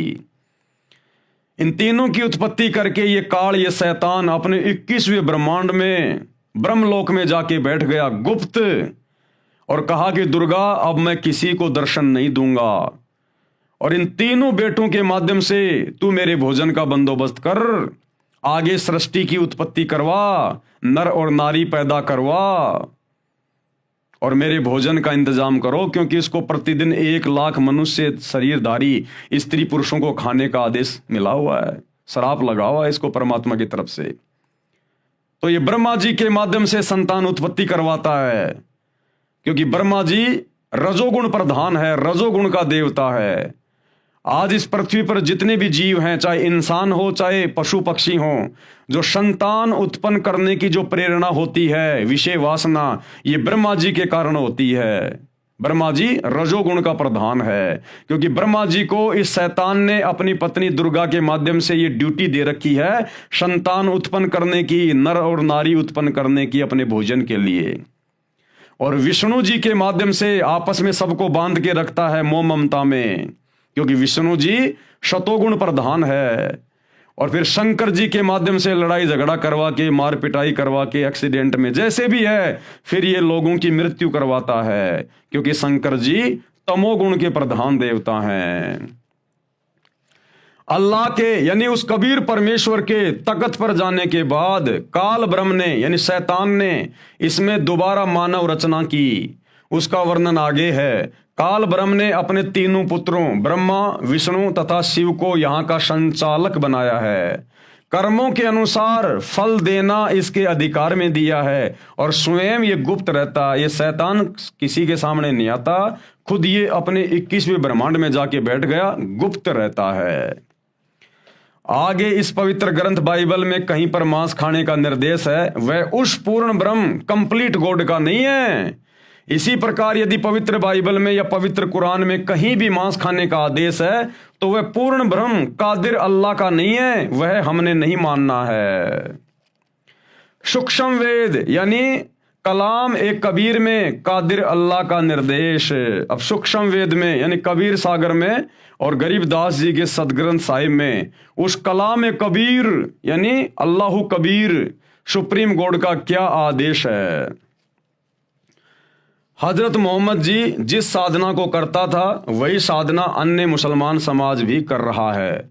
वर्तमान में सब मुसलमान श्रद्धालु मांस भी खा रहे हैं, परंतु नबी मोहम्मद जी ने कभी मांस नहीं खाया, तथा न ही उनके सीधे अनुयायियों 1,80,000 ने मांस खाया। केवल रोजा व बंग तथा नमाज किया करते थे, गाय आदि को बिस्मिल यानी हत्या नहीं करते थे। नबी मोहम्मद नमस्कार है राम रसूल कहाया, और 1,80,000 को सौगंध जिन नहीं कर्द चलाया। अरश कुरश में अलय तकत है, खालिक बिन नहीं खाली। और वो पागंबर पाक पुरुष थे, साहिब के अब्दाली, कि नबी हजरत मोहम्मद और उनके फॉलोवर तो बहुत ही पाक थे, पवित्र थे, उन्होंने कभी मांस को छुआ तक नहीं। भावार्थ, नबी मोहम्मद तो आदरणीय हैं, जो प्रभु के अवतार कहलाए हैं, यानी शैतान के। कसम है 1,80,000 पैगंबर हुए हैं, तथा जो उनके अनुयायी थे उनको कसम है कि उन्होंने कभी बकरे, मुर्गे तथा गाय आदि पर करद नहीं चलाया, अर्थात जीव हिंसा नहीं की तथा मांस भक्षण नहीं किया। वे हजरत मोहम्मद, हजरत मूसा, हजरत ईसा आदि पैगंबर संदेश वाहक तो पवित्र व्यक्ति थे तथा ब्रह्म यानी ज्योति निरंजन काल के कृपा पात्र थे। परंतु जो आसमान के अंतिम छोर सतलोक में पूर्ण परमात्मा अल्लाहु अकबर अर्थात अल्लाह कबीर है, उस सृष्टि के मालिक की नजर से कोई नहीं बचा है। यानी वो कादिर अल्लाह, समर्थ अल्लाह, अल्लाहु कबीर, वो भैया 7वें आसमान पर यानी सतलोक में अपने तख्त पर सिंहासन पर बैठकर सबको देख रहा है। और फिर जो जैसा करेगा उसी के अनुसार फिर वो उसके कर्म लिखता है और उसी के अनुसार फिर जीव को भोगना पड़ता है। तो उस कादिर अल्लाह का जो 7वें दिन तख्त पे जा बैठा कबीर, जो वर्तमान में सतगुरु रामपाल जी के रूप में धरती पे प्रकट है, उन्होंने कभी किसी को मांस खाने का आदेश नहीं दिया। और फिर भी यदि ये इंसान, चाहे हिंदू हो, मुसलमान हो, सिख हो, ईसाई हो, पूरे विश्व का, यदि फिर भी ये मांस खाता है, आधी अधूरी भक्ति साधना करता है, मंदिर, मस्जिद, चर्च, गुरुद्वारों में धक्के खा रहा है, तो फिर वो उस अल्लाह के द्वारा दंडित किया जाएगा, दंडित। मारी गऊ शब्द के तीरम, ऐसे थे मोहम्मद पीरम, शब्द फिर जीवाई हंसा राख्या, मांस नहीं बाख्या, ऐसे पीर मोहम्मद भाई। यानी एक बार हजरत मोहम्मद जी ने अपनी वचन शक्ति से, अपने शब्द से एक जिंदा गाय को मार दिया। तलवार से नहीं मारा, अपने वचन से मारा, अपनी शब्द शक्ति से मारा। और उसके बाद जब वो गाय को जिंदा करने लगे तो गाय जिंदा नहीं हो पाई, उनकी बैटरी डिस्चार्ज हो गई, शब्द शक्ति नहीं रही। अब हजारों आदमी देखने वाले, पैगंबर की बेइज्जती हो रही है, पैगंबर के अनुयायी खड़े हैं, गाय जिंदा हो नहीं रही, सारे जंतर मंत्र बोल ली हजरत मोहम्मद ने। अब देखा ये तो बात बिगड़ जाएगी। उस समय हजरत मोहम्मद जी ने जो जिंदा बाबा के रूप में उनको काबा में वो कबीर परमात्मा मिला था, उनको याद किया, गुफा में जाके रो रो के अल्लाहु कबीर, अल्लाहु कबीर। अब मुसलमान भाई कहते ना अल्लाहु अकबर, अल्लाहु अकबर का मतलब होता है अल्लाहु कबीरू, अल्लाहु कबीर, अकबीर।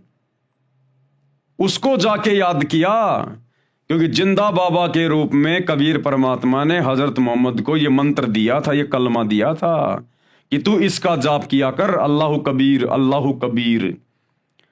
तब उसने वहां जाकर उस अल्लाहु कबीर को याद किया, तब वो कबीर परमात्मा हजरत मोहम्मद जी के सामने प्रकट हुआ, उसी जिंदा बाबा के रूप में, केवल उन्हीं को दिखाई दे रहा था। और कहा कि ए हजरत मोहम्मद, मैं इस गाय को जिंदा कर रहा हूं अपनी वचन से, अपनी शक्ति से, और दुनिया को लगेगा कि तू जिंदा कर रहा है, क्योंकि केवल हजरत मोहम्मद जी को ही दिखाई दे रहे थे परमात्मा। वो समर्थ है, चाहेगा उसको दिखाई देगा। तो परमेश्वर ने फिर उस मरी हुई गाय को अपने वचन से जिंदा किया, और लोगों को लगा कि हजरत मोहम्मद जी ने जिंदा कर दिया, हमारे नबी ने जिंदा कर दिया, और उनकी फिर से महिमा बन गई। क्योंकि परमात्मा चाहता कि लोग भक्ति पे लगे रहें, और ये शैतान, ये डुप्लीकेट अल्लाह चाहता है कि लोग भक्ति से बिल्कुल पीछे हट जाएं। ये चाहता ही नहीं भक्ति, शैतान को तो अंधेरा पसंद है, अंधेरा। वो चाहता कि ये उल्टी सीधी साधना करते रहें, मांस मिट्टी खाते रहें, और मेरे मुंह में जन्मते रहें, मरते रहें, आते रहें। और वो अल्लाह, वो कादिर अल्लाह, समर्थ अल्लाह, अल्लाहु कबीर चाहता है कि ये आत्माएं किसी भी तरह से भक्ति पे लगी रहें। और इस वर्तमान समय तक, जो वर्तमान में समय चल रहा है ना, ये भक्ति का युग है, ये भक्ति युग है। ये इस समय वो अल्लाह धरती पर संत रामपाल जी के रूप में बिल्कुल प्रत्यक्ष आया हुआ है। इस समय तक परमात्मा ने हम आत्माओं को धर्म से जोड़ के रखना था, हमारे को मनुष्य जन्म देने थे परमात्मा ने, और इस समय वो सत भक्ति देकर आज हमें पूर्ण मोक्ष का अधिकारी बना देगा, पूर्ण मोक्ष का अधिकारी। अन्यथा शैतान तो धरती से भक्ति का नामो निशान समाप्त करना चाहता है, नामो निशान। तो जैसे ही वो गाय जिंदा हुई, लोगों को लगा कि हजरत मोहम्मद जी ने जिंदा कर दी, हजरत मोहम्मद जी ने जिंदा कर दी, उनकी महिमा बन गई। अब हजरत मोहम्मद जी के शरीर छोड़कर जाने के 400-500 साल बाद में जो मुसलमान धर्म के जो ठेकेदार थे, जगह जगह जो इनकी जो संस्थाएं बन गई थी, इन्होंने एक निर्णय लिया कि क्यों ना हम उस दिन को मनाना शुरू कर दें यादगार के रूप में, जिस दिन हमारे नबी ने मरी हुई गाय को जिंदा किया था। तो सबने अपनी सहमति व्यक्त कर दी कि बहुत अच्छी बात है ये तो सभी लोगों ने क्या किया, जिस दिन हजरत मोहम्मद जी ने उस गाय को अपने वचन से मारा था और परमात्मा ने जिंदा किया था, उस दिन हजारों जगहों पर गाय काटने की शुरुआत कर दी कि इस बहाने हमारे को वो दिन याद रहेगा।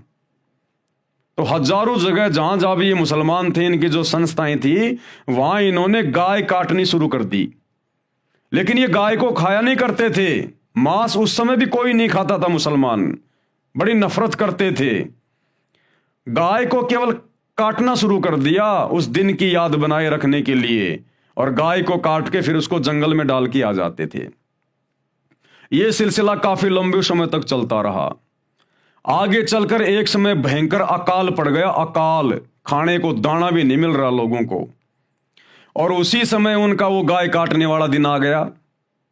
अब हजारों जगह उन्होंने गाय काटी और जंगल में जाके फेंक के आ गए। अब जो लोग भूखे मर रहे थे मुसलमान, उन लोगों को खाने को कुछ नहीं मिल रहा था। अपनी जान बचाने के लिए वे लोग उस गाय का मांस उठाकर ले आए और उन्होंने पकाकर खाना शुरू कर दिया।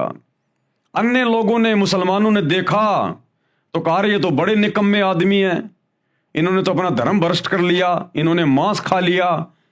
यह सूचना उन्होंने अपने धर्म के ठेकेदारों को दी। अब इस प्रकार की सूचना जगह जगह से आने लग गई कि साहब वहां भी मांस खा लिया, वहां भी मांस खा लिया, वहां भी मांस खा लिया। अब कोई 2, 4, 5 होते तो उनको कोई सजा भी देते। सबको पकड़ पकड़ के लेके आ गए वो गांव वाले कि साहब देखो इसने मांस खाया, उस गाय का इसने मांस खाया। अब धर्म के ठेकेदारों ने देखा ये तो हजारों आदमी हैं, 1-2 को सजा दे दें, हजारों को कैसे दें, तो बात बिगड़ेगी।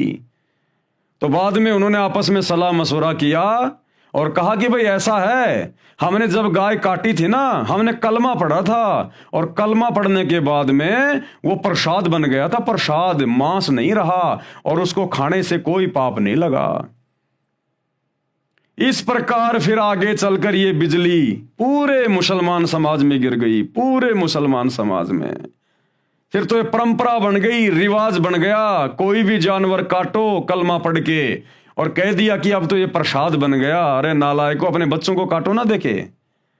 अगर ये कलमा पढ़ने से अगर मांस अगर प्रसाद बन रहा है और उसकी रूह जन्नत में जा रही है, ये मुल्ला मौलवी जब ये काटते हैं ये कलमा पढ़ के किसी भी जानवर को, तो कहते हैं हे अल्लाह इसकी रूह को, इसकी आत्मा को जन्नत में जगह देना। जैसे अल्लाह इनके बाप का नौकर है कोई, जो जैसा ये कहेंगे अल्लाह वैसा ही करेगा। ये मनमुखी सोच है, मनमुखी धारणा। अगर इसी प्रकार कलमा पढ़ के अल्लाह से पुकार करके अगर किसी की गर्दन काटने से जन्नत मिलती है, तो पूरा मुसलमान समाज मस्जिदों में धक्के क्यों खा रहा है? जन्नत के लिए। काबा में क्यों जाता है? हज करने क्यों जाता है? जन्नत के लिए। अगर ऐसे ही जन्नत मिलती है तो अपने परिवार वालों की गर्दन काट कलमा पढ़ के, और उनके शरीर को तो खा ले प्रसाद समझ के कि ये तो प्रसाद बन गया, उसको तो प्रसाद समझ के खा ले, और आत्मा उसकी जन्नत में चली गई। अरे जन्नत के लिए तो भक्ति कर रहे हैं, तो इससे अच्छा मौका और क्या? जब तुम जानवरों को जन्नत में भेज रहे हो और उसके शरीर को प्रसाद बना के खा रहे हो, तो अपने बच्चों को काट काट के खाओ ना। तुम काटोगे, कलमा पढ़ोगे, आत्मा तो उसकी जन्नत में चली गई, और बाकी बच गया उसका शरीर, उसको पका पका के खाओ अपने घर पे। तो ये ड्रामेबाजी है, ड्रामेबाजी। ये नहीं चलेगी उस अल्लाह के दरबार में। तुमने उस दरगाह का महल नहीं देखा, धर्मराज के तिल तिल का लेखा। तो एक छोटा सा सत्संग गुरुदेव भगवान इस कादिर अल्लाह के मुख कमल से कि किस प्रकार से मुसलमान धर्म में ये मांस खाने की शुरुआत हुई, शैतान की प्रेरणा से। सुनिएगा। परमात्मा ने कहा क्या हुआ कि जब हजरत मोहम्मद जी ने वह गाय मार दी वतन तय पर जीवित ना हुई, अपने सारे कलमे कलमे पढ़ लिए उसने, तब कहते हैं मुझे याद किया कि हे जिंदा रूप वो परमात्मा, मेरी मदद करो, मेरी इज्जत रखो। कहते हैं हम शब्द स्वरूपी बेग गया रे, तुरंत पहुंच गए हम, और मुई गऊ हम तत्काल जवाई। अब परमात्मा शब्द स्वरूपी यानी अपने सह शरीर आते हैं, लेकिन वो शरीर अन्य को दिखाई नहीं दे रहा। हजरत मोहम्मद को दिखाई दे रहे थे, वो महात्मा आ गया मेरे पास जो मुझे ऊपर लेकर गया था। और तब परमात्मा ने कहा कि रुक जा, मैं जीवित करता हूं। परमात्मा ने थपकी मारी, वो जीवित गाय जीवित होगी। लेकिन वो हजरत मोहम्मद को दिख रहे थे। हजरत मोहम्मद को परमात्मा ने कह दिया था कि ये लोग समझेंगे कि तूने ही जीवित कर दी है, मैं इनको दिखाई नहीं दे रहा हूं। तब परमात्मा, उसके बाद हजरत मोहम्मद जी की वाह वाह होगी, और उनके अनुयायियों ने कहा कि देख लो भाई विरोधियों, हमारे नबी पूर्ण नबी हैं। अब उसके कुछ हजरत मोहम्मद जी के यानी शरीर प्राण त्याग जाने के उपरांत कई वर्षों 400-500 वर्ष के बाद तक, कुछ दिनों के बाद कुछ मुसलमान लोगों ने इकट्ठा होकर के एक स्कीम बनाई कि भी हमारे हजरत मोहम्मद जी ने जिस दिन गायें मार कर जीवित की थी उस दिन को मनाया करेंगे।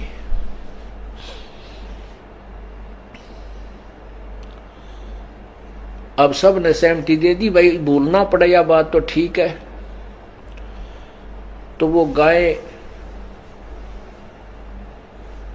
को जिस उस दिन एक गाय को कलमा पढ़ के वो मंत्र सा बोल के उसको धीरे धीरे काट देते हैं, हलाल कहते हैं।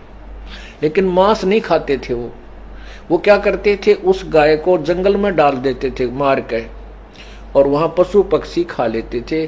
तो वो नहीं खाते थे, मुसलमान नहीं खाते थे मांस, कहते हम नहीं छुएंगे इसको। कुछ वर्षों के बाद क्या हुआ कि अकाल गिर गया, दुर्भिक्ष पड़ गया, बहुत ज्यादा अन्न रहा नहीं। और उसी दौरान वो दिन आ गया जिस दिन हजरत मोहम्मद जी ने गाय जीवित की थी वचन से मार के। तो उन्होंने उस गाय को हलाल करके और जंगल में डाल दिया। उसमें भूख मरी चल रही थी। किसी मुसलमानों ने, कुछ मुसलमानों ने वो मांस गाय का पका के खा लिया। अन्य मुसलमानों को पता लग गया, उन्होंने बहुत घोर विरोध किया कि इन्होंने धर्म बिगाड़ दिया, इन्होंने मांस खा लिया, ये अपराधी है, इनको सजा दी जाए। ऐसी ऐसी घटना कई जगह पर घट गई। उन व्यक्तियों को पकड़ दिया गया धार्मिक लोगों द्वारा, और उसमें एक कमेटी बन चुकी थी जगह जगह पर कि वो फैसला करेंगे इनको क्या सजा दी जाए। तो उस कमेटी के पास हजारों की संख्या में ऐसे व्यक्तियों की रिपोर्ट आएगी। उन्होंने फिर केस स्कीम बनाई, भाई इनको कैसे सजा दे, ये तो ठीक नहीं बात रही। उन्होंने क्या स्कीम बनाई कि इनको कह दो कि कलमा पढ़ने से वो गाय का मांस पवित्र हो गया था, प्रसाद बन गया था, उसके खाने से इनको अपराध नहीं लगा। अब वो स्टेटमेंट उनकी सुन ली तो सभी उनको छोड़ दिया, भाई ये तो प्रसाद बन गया था इसलिए खा लिया, तो कोई दोष नहीं। उसके बाद या बिजली गिर गई मुसलमान धर्म में, ये मांस खाने लागे कि तो पवित्र हो गया, प्रसाद बन गया, घर घर बांटन लागे। हे परमात्मा, ये सारे खेल यू काल करवावे हैं। अब क्या जरूरत थी उन्हें वो दिन मनाने की, यो दिन ना मनाते थे या बुराई इस पवित्र धर्म में नहीं घुसती, और ये कम से कम घोर पाप तो बचे रहते। तो भाई और बहनों, ये बहुत ही गलत परंपरा ये मुसलमान समाज में शैतान की प्रेरणा से चली हुई है। उस कादिर अल्लाह का कोई मांस खाने का आदेश नहीं है। तो कहते मारी गऊ शब्द के तीरम, ऐसे थे मोहम्मद पीरम। और शब्दें फिर जीवाई हंसा, राख्या मांस नहीं बाख्या, ऐसे पीर मोहम्मद भाई। एक समय नबी मोहम्मद ने एक गाय को शब्द यानी वचन सिद्धि से मारकर सबके सामने जीवित कर दिया था। यानी करने वाले तो अल्लाह थे, लेकिन महिमा उन्हीं को दी गई है। उन्होंने गाय का मांस नहीं खाया। अब मुसलमान समाज वास्तविकता से परिचित नहीं है। जिस दिन गाय जीवित की थी उस दिन की याद बनाए रखने के लिए गऊ मार देते हो। आप जीवित नहीं कर सकते तो मारने के भी अधिकारी नहीं हो। ऐ मुसलमानों, ऐ मुल्ला मौलवियों, अगर तुम गाय को जीवित करने के अधिकारी नहीं हो तो तुम मारने के भी अधिकारी नहीं हो। तुम कहते हो कि हमारे नबी ने गाय को मार दिया था, तो तुम्हारे नबी ने तो गाय को जीवित भी कर दिया था। तुम करके दिखाओ ना। अगर तुम जीवित करने के अधिकारी नहीं हो तो फिर तुम किसी को मारने के भी अधिकारी नहीं हो। आप मांस को प्रसाद रूप जानकर खाते तथा खिलाते हो। आप खुद भी पाप के भागी बनते हो तथा अपने अनुयायियों को भी गुमराह कर रहे हो। आप दोजक यानी नरक के पात्र बन रहे हो। अब सूक्ष्म वेद में, उस पवित्र कबीर सागर में, जो कि सूक्ष्म वेद है, 5वां वेद है, और आदरणीय गरीबदास जी की वाणियां सूक्ष्म वेद, इनमें परमेश्वर की तरफ से क्या आदेश है मांस खाने या ना खाने के विषय में, और जो लोग मांस खाते हैं उनके विषय में। कबीर मांस आहारी मानव प्रत्यक्ष राक्षस जानी, यानी जो मांस भक्षण करता है किसी भी जानवर का, वो तो प्रत्यक्ष राक्षस है, राक्षस। कबीर मांस आहारी मान ई प्रत्यक्ष राक्षस जानी, ताकि संगति मति हरे होए भक्ति में आनी। ऐसे दुष्ट नीच प्रवृत्ति के, राक्षस प्रवृत्ति के लोगों की तो संगति भी नहीं करनी चाहिए। जो लोग मांस खाते हैं वो तो प्रत्यक्ष राक्षस हैं, उनके पास तो बैठना भी नहीं चाहिए। उनके पास बैठने मात्र से हमारी भक्ति में हानि होगी, नुकसान होगा, हमारे विचार गंदे होंगे। ऐसे लोगों के पास तो, जो मांस खाते हैं या किसी जानवर को काटते हैं, उनके तो पास में भी नहीं बैठना चाहिए। उस अल्लाह का तो ये आदेश है। कबीर मांस खाए ते ढेड सब। जो लोग मांस खाते हैं वो किसी भी धर्म का हो, किसी भी जाति का, वो ढेड इंसान है। ढेड, ढेड कोई जाति नहीं होती। ढेड का मतलब होता है नीच व्यक्ति। तो कहते हैं मांस खाने वाला चाहे हिंदू हो, चाहे मुस्लिम हो, चाहे सिख हो, चाहे ईसाई हो, विश्व का कोई भी प्राणी हो, वो ढेड व्यक्ति है, वो नीच है, नीच। कबीर मांस खाए ते ढेड सब और मद पीवे सो नीच, और जो शराब पीते हैं वो महादुष्ट प्राणी है। कुल की दुर्मति पर हरे राम कहे सो ऊंच। ऐसे व्यक्तियों की तो दुर्मति ये शैतान हर लेता है। उनके कुल की, परिवार की, उनके खानदान की दुर्गति होती है। पूरा का पूरा खानदान ऐसे लोगों का या तो कभी जल के मरेगा, या कभी एक्सीडेंट में मरेगा, या किसी बीमारी से मरेगा। यानी ऐसे लोगों की तो भयंकर दुर्गति से मौत होती है। और राम कहे सो ऊंच, और जो भक्ति करता है उस अल्लाहु राम की, उस अल्लाहु कबीर की, राम यानी जो सबसे बड़ा अल्लाह, सबसे बड़ा खुदा। दशरथ पुत्र राम नहीं। त्रेता युग में जो रामचंद्र जी आए थे वो तो खाली उनके शरीर का नाम था राम, केवल उनकी पहचान थी। वास्तव में राम कौन है? राम यानी अल्लाह, खुदा, सबसे बड़ा भगवान। कहते हैं जो उसकी भक्ति करेगा वो ऊंच है, वो सर्वश्रेष्ठ आत्मा है। कबीर मांस बखे और मद पीवे, यानी जो जो लोग मांस खाते हैं और शराब पीते हैं, और धन वैश्याशो खाए, और जो लड़कियों से धंधा करवाते हैं, वैश्यावर्ती का धंधा करवाते हैं, और जुआ खेले, चोरी करे, और जो लोग जुआ खेलते हैं और चोरी करते हैं, अंत समूड़ा जाए, अंत में उनकी दुर्गति होगी, बर्बादी। और वर्तमान में ये जो शेयर मार्केट का जो काम है, ये जुए की श्रेणी में आता है, जुए की श्रेणी में, जुआ खेलने की श्रेणी में। तो कहते हैं ऐसे लोगों की तो अंत में दुर्गति होगी, उनका तो समूड़ा नाश जाएगा। कौन? मांस खाने वाले, शराब पीने वाले, नशा करने वाले, और धन वैश्या से खाए, यानी लड़कियों से जो वैश्यावर्ती करवाता है फिर उस पैसे को खाता है, यानी उस पैसे से अपना पेट भर रहा है। जुआ खेलने वाला और चोरी करने वाला, अंत समूला जाए। कबीर मांस मांस सब एक हैं कि नालायको, मांस चाहे इंसान का हो, चाहे जानवर का, चाहे आपके बेटा बेटी का हो, चाहे मुर्गे और हिरण का। कहते हैं मांस मांस सब एक हैं, मुर्गी हिरण गाय, आंखों देख नर खात है, ते नर नरक में जाए। और फिर भी ये इंसान उसको खा रहा है काट काट के। कहते हैं अंत में वो नरक में जाके गिरेगा, दोजख की आग में जाके गिरेगा। वो चाहे हिंदू हो, चाहे मुसलमान हो, चाहे विश्व का कोई भी प्राणी क्यों ना हो, जो एक मांस दूसरे मांस को खा रहा है।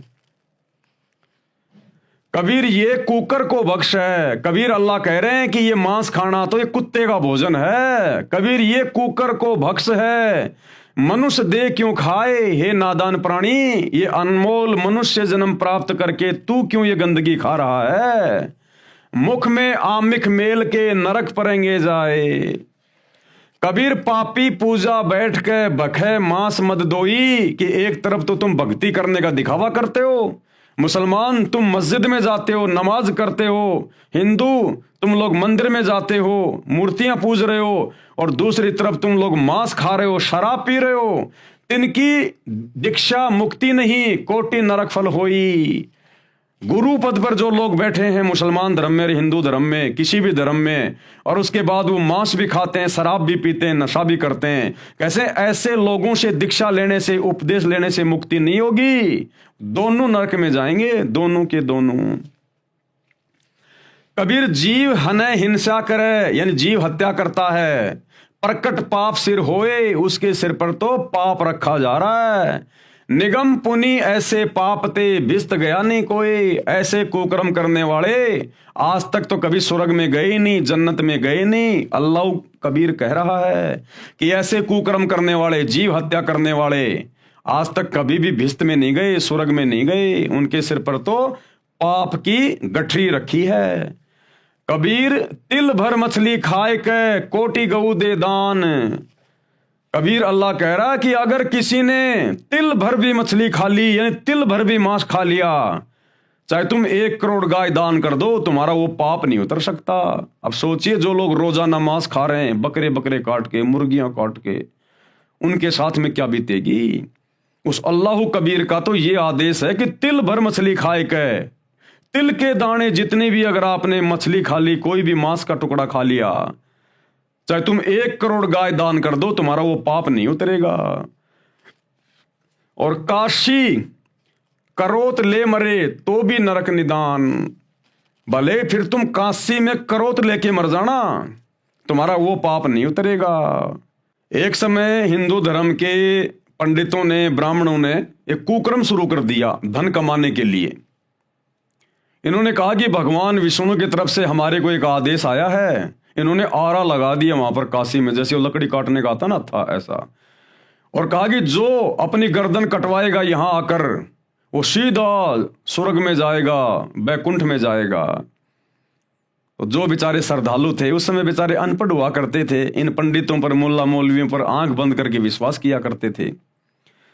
तो उन बुजुर्गों ने कहा कि बेटा देखो, वैसे भी हमारी मृत्यु का दिन आ गया, हम बुजुर्ग हो गए, और क्यों ना हम वहां पर काशी में जाके वो करोत लेके अपना शरीर त्याग दें, हमारी गति हो जाए।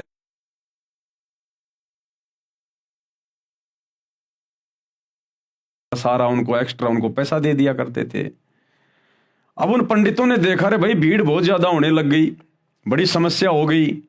उसके बाद उन्होंने एक आरा लगा दिया वहां पर गर्दन काटने का, और कहा कि भगवान विष्णु की तरफ से हमें आदेश आया है, अगर किसी ने जल्दी भिस्त में जाना है, स्वर्ग में जाना है, तो आरे से गर्दन कटवा लो।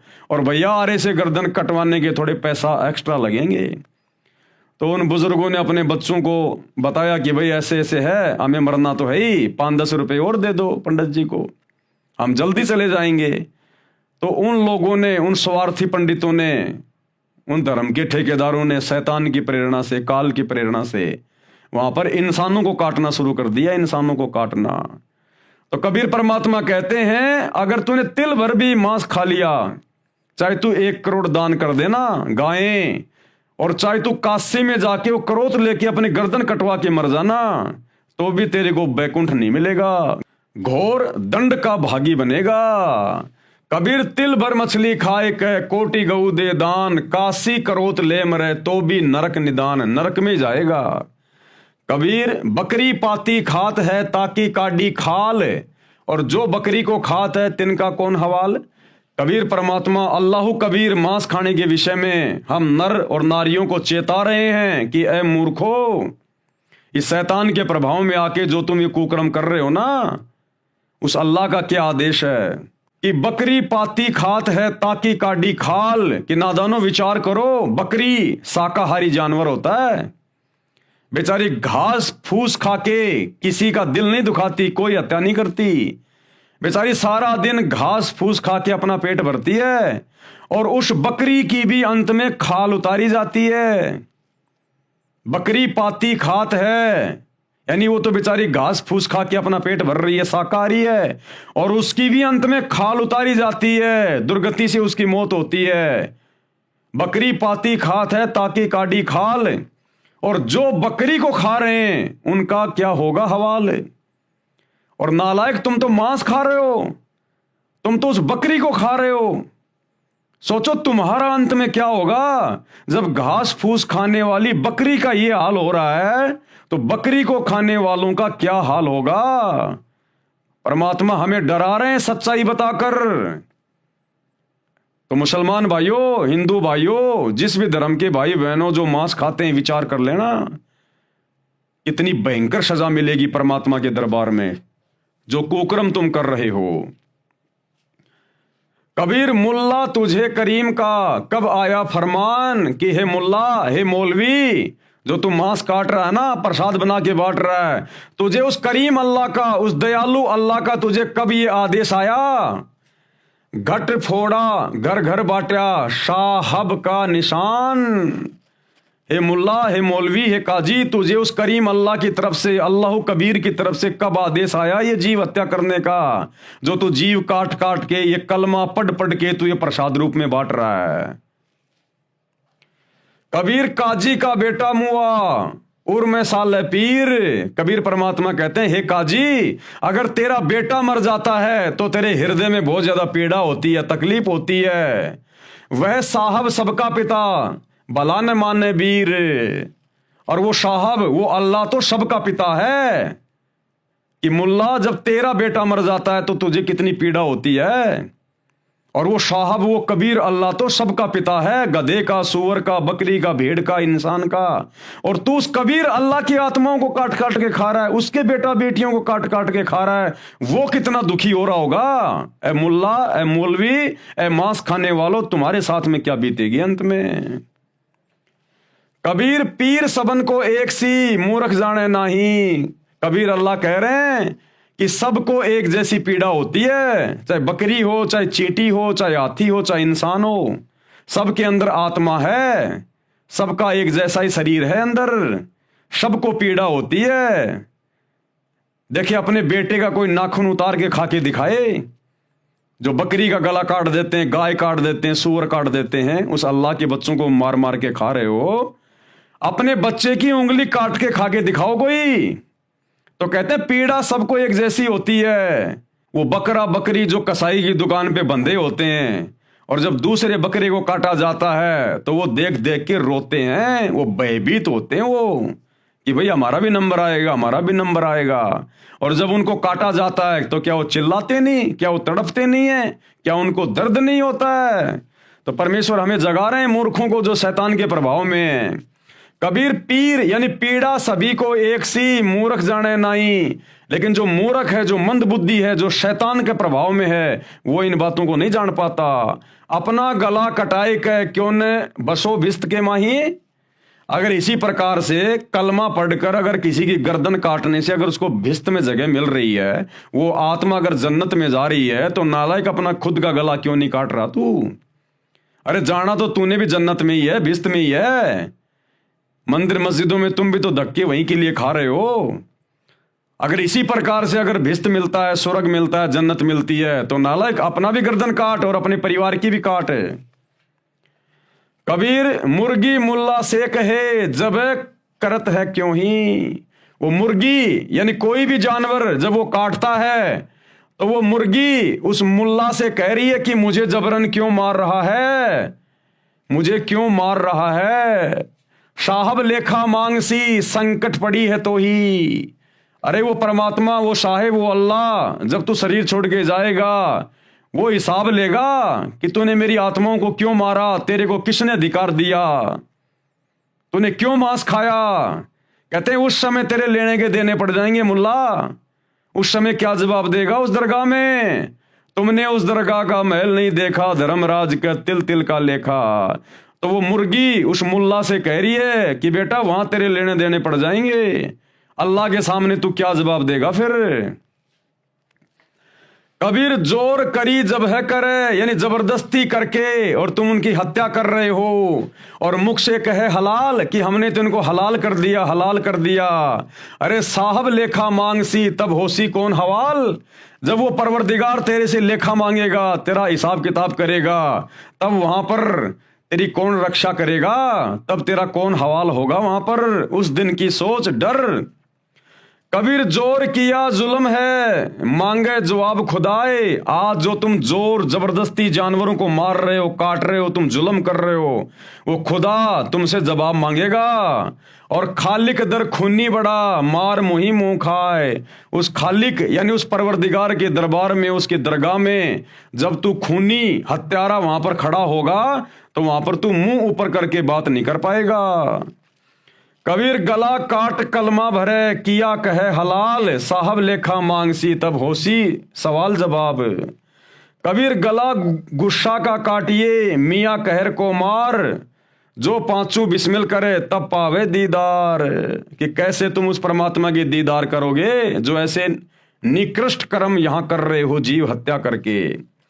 कबीर ये सब झूठी बंदगी बेरिया पांच नमाज, कि ये तुम्हारी झूठी बंदगी है, ये तुम्हारी झूठी इबादत है। ये तुम दिन में तो रोजे करते हो, नमाज पढ़ते हो, रात को तुम जीव हत्या करते हो, बकरी काटते हो, गाय काटते हो, मुर्गा काटते हो। ये क्या बंदगी है तुम्हारी? क्या तुम ये भक्ति कर रहे हो? कबीर ये सब झूठी बंदगी बेरिया पांच नमाज, सांचे ही मारे झूठ पड़ी काजी करे अकाज। कबीर दिन को रोजा रहत है, दिन में तो तुम रोजा कर रहे हो, तुम ये व्रत कर रहे हो, और रात हनत है गाय, और जैसे रात्रि होती है तुम जानवर को काट देते हो, गाय को काट देते हो। यह खून वह बंदगी, एक तरफ तो तुम अल्लाह की इबादत कर रहे हो, दूसरी तरफ उसी की आत्मा, उसी की रूह को काट रहे हो। कहूं क्यों खुशी खुदाए। अरे ये कुकर्म करने से अल्लाह भला कैसे प्रसन्न होगा, कैसे खुश होगा तुमसे। कबीरा तेई पीर है जो जाने पर पीर। कबीर परमात्मा कहते हैं कि वास्तव में वही पीर है, यानी परमात्मा को जानने वाला है, अच्छी आत्मा है, जो जाने पर पीर, जो दूसरे की पीड़ा को जानता है। और जो पर पीर ने जान है, जो दूसरे की पीड़ा को नहीं जानता, सो काफिर बेपीर, वो तो काफिर है, काफिर। कबीर खूब खाना खिचड़ी, कि देखो खिचड़ी खाओ, दाल चावल खाओ, बासमती चावल खाओ, उसमें घी डालो देसी, ये है खाना, ये वाला खाना खाओ। कबीर खूब खाना खिचड़ी माही पड़ी टुकलोन, और मांस पराया खाए के गला कटावे कौन।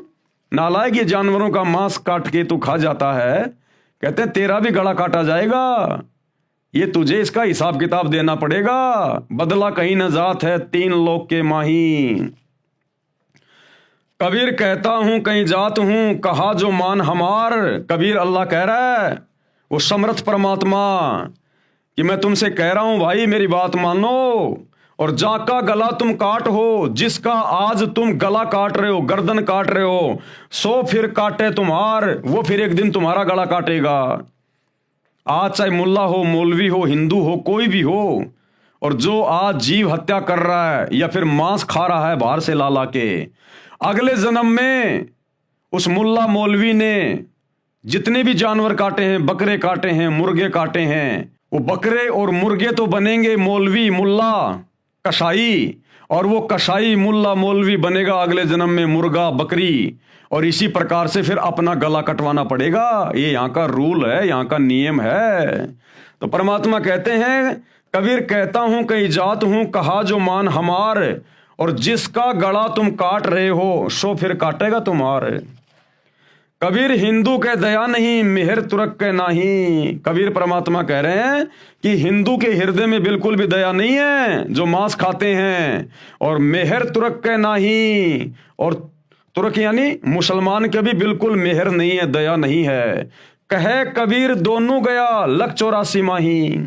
ऐसा कुकर्म करने वाला चाहे हिंदू हो चाहे मुसलमान हो, दोनों 84 लाख योनियों में जाएंगे, गधे कुत्ते बन के अपना कर्म भोगेंगे।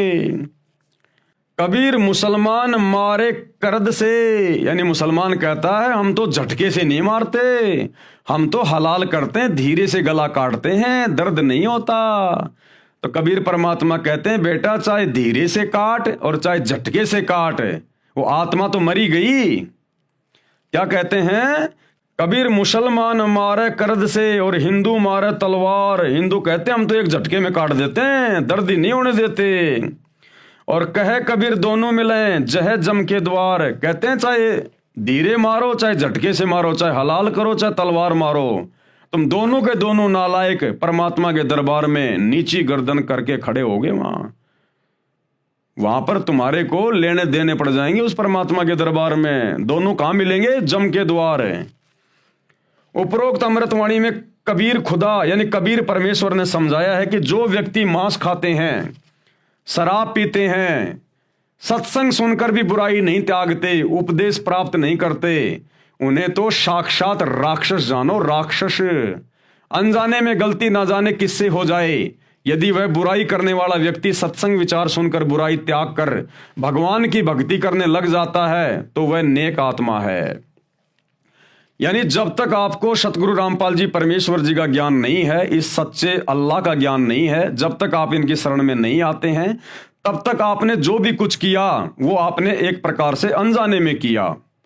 यदि आप सतगुरु रामपाल जी की शरण में आ जाते हैं और अपनी सत भक्ति शुरू कर देते हैं, वो कुकर्म छोड़ देते हैं, तो परमेश्वर तुम्हारे पिछले सारे कुकर्मों को माफ कर देगा। ये समर्थ है, और आगे तुम्हें ज्ञान ऐसा दे देगा जिंदगी में तुम कभी चींटी को भी नहीं सताओगे। और भाई यदि तुम सतगुरु रामपाल जी की शरण में आए नहीं और तुमने जितनी भी जीव हत्या की हैं, भैया तुमने फिर अपना वो भोग भोगना पड़ेगा।